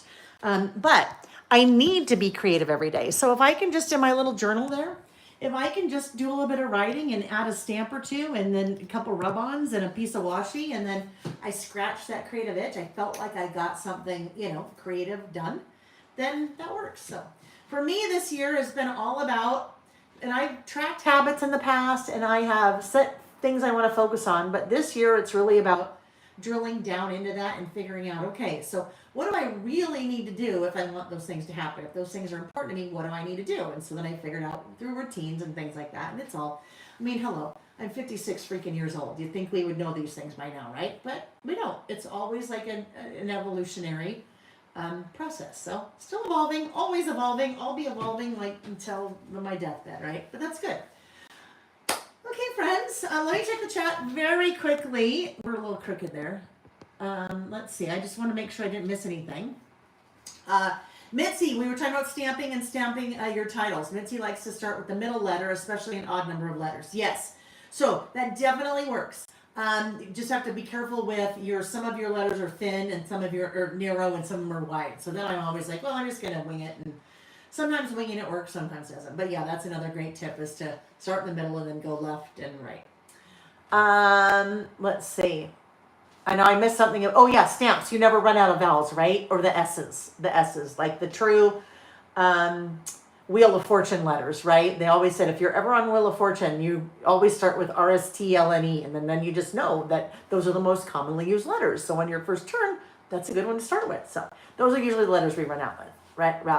Run out of. Julie, interesting. Julie does shift work, and she said she never gets a full night's sleep, so she does 5 hours and then a nap. That's going to be my next thing. I'm going to figure out how I can nap. I got to figure out how to turn that brain off. I don't know how to do that. Don't know how to do that. Zen girls, you're not alone. She said, why is my desk space so big, but I end up working in a tiny spot, right? That's what we do, right? Same thing happens to me. So you're not alone. You are not alone. Hello, Kate. Missed a lot of today's slide. Did not figure out the time change. So I always say it's Pacific time just because I'm actually not Pacific time. I live in the mountain time zone, but that always throws everyone for a loop because believe it or not, there are people that are like, what's the mountain time zone? And I know we're kind of lost there in the middle. So if you don't know what it is, it doesn't matter, right? It's not important to you. But so I always say Pacific time. But you can always go back and watch the rewind, right? The replay. Oh, good. And that's exactly what you said. Mitzi said, I'm going to use your words as a PSA when I want to get on my phone every morning now. Thank you. It's so true. I hate it. I'll try to hear your voice when I'm in the shower as a pep talk. Mitzi. And anyone else, if that's something you struggle with, because that's definitely something I've struggled with forever. If you like Mel Robbins, MEL Robbins, Robbins, She has a podcast, and what really kind of made me open my eyes to this, because for this year, one of my things is less screen time, but I really was not having a lot of success with it. I listened to a podcast that she did. It's called Stop Screwing Yourself Over. Stop Screwing Yourself Over, and it is all about your phone. And it is fascinating. And there were some things I learned in that I'm like, holy cow. That's what really made me embrace kind of really focusing on a routine, so that that phone thing wasn't an issue. So I can't recommend that enough. Mel Robbins' podcast, Stop Screwing Yourself Over. That's the episode that talks about the whole phone thing. Can't recommend it enough. Hello, Lindsay Stout. Hello, my friend. I love it. I love seeing you here.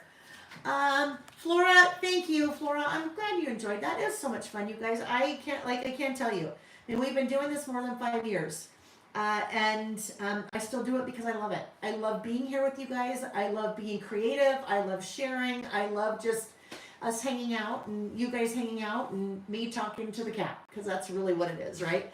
Now, I know you guys are there, but it sometimes feels like I'm just talking to Reggie and then he's sound asleep. So, although what's funny is as soon as I stop talking, it's literally as soon as I'm done talking, he will wake right up and then he's out of here. He's like, okay, what are we doing now? So it's kind of fun.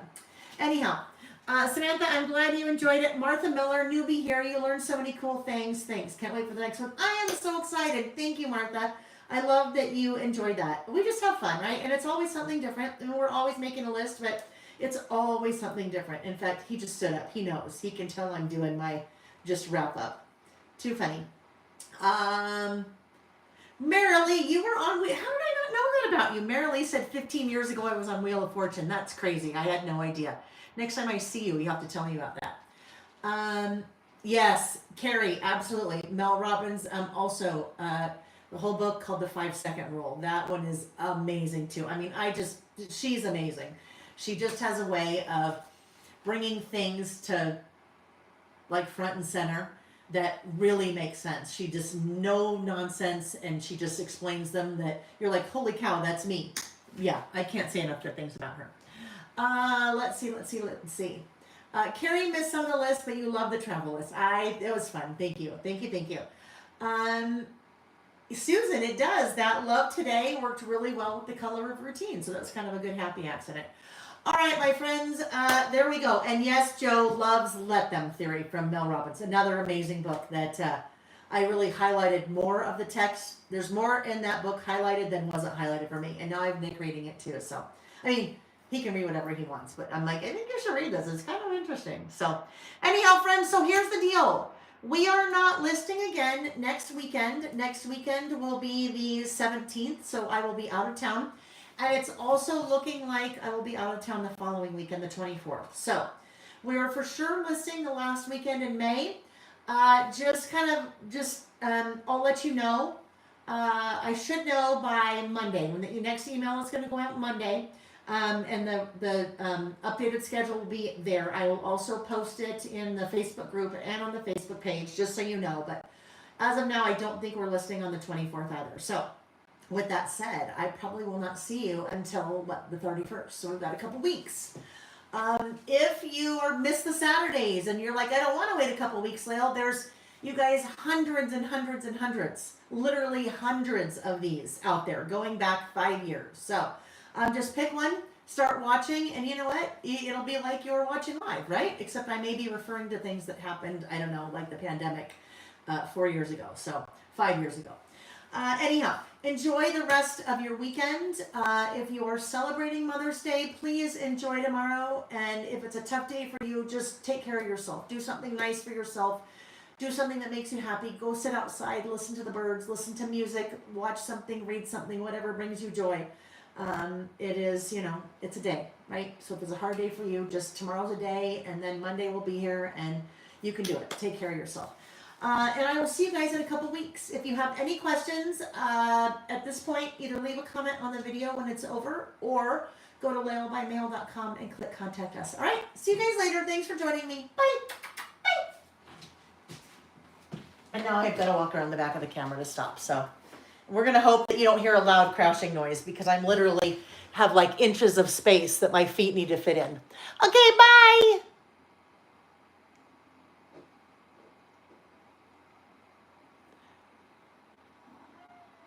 I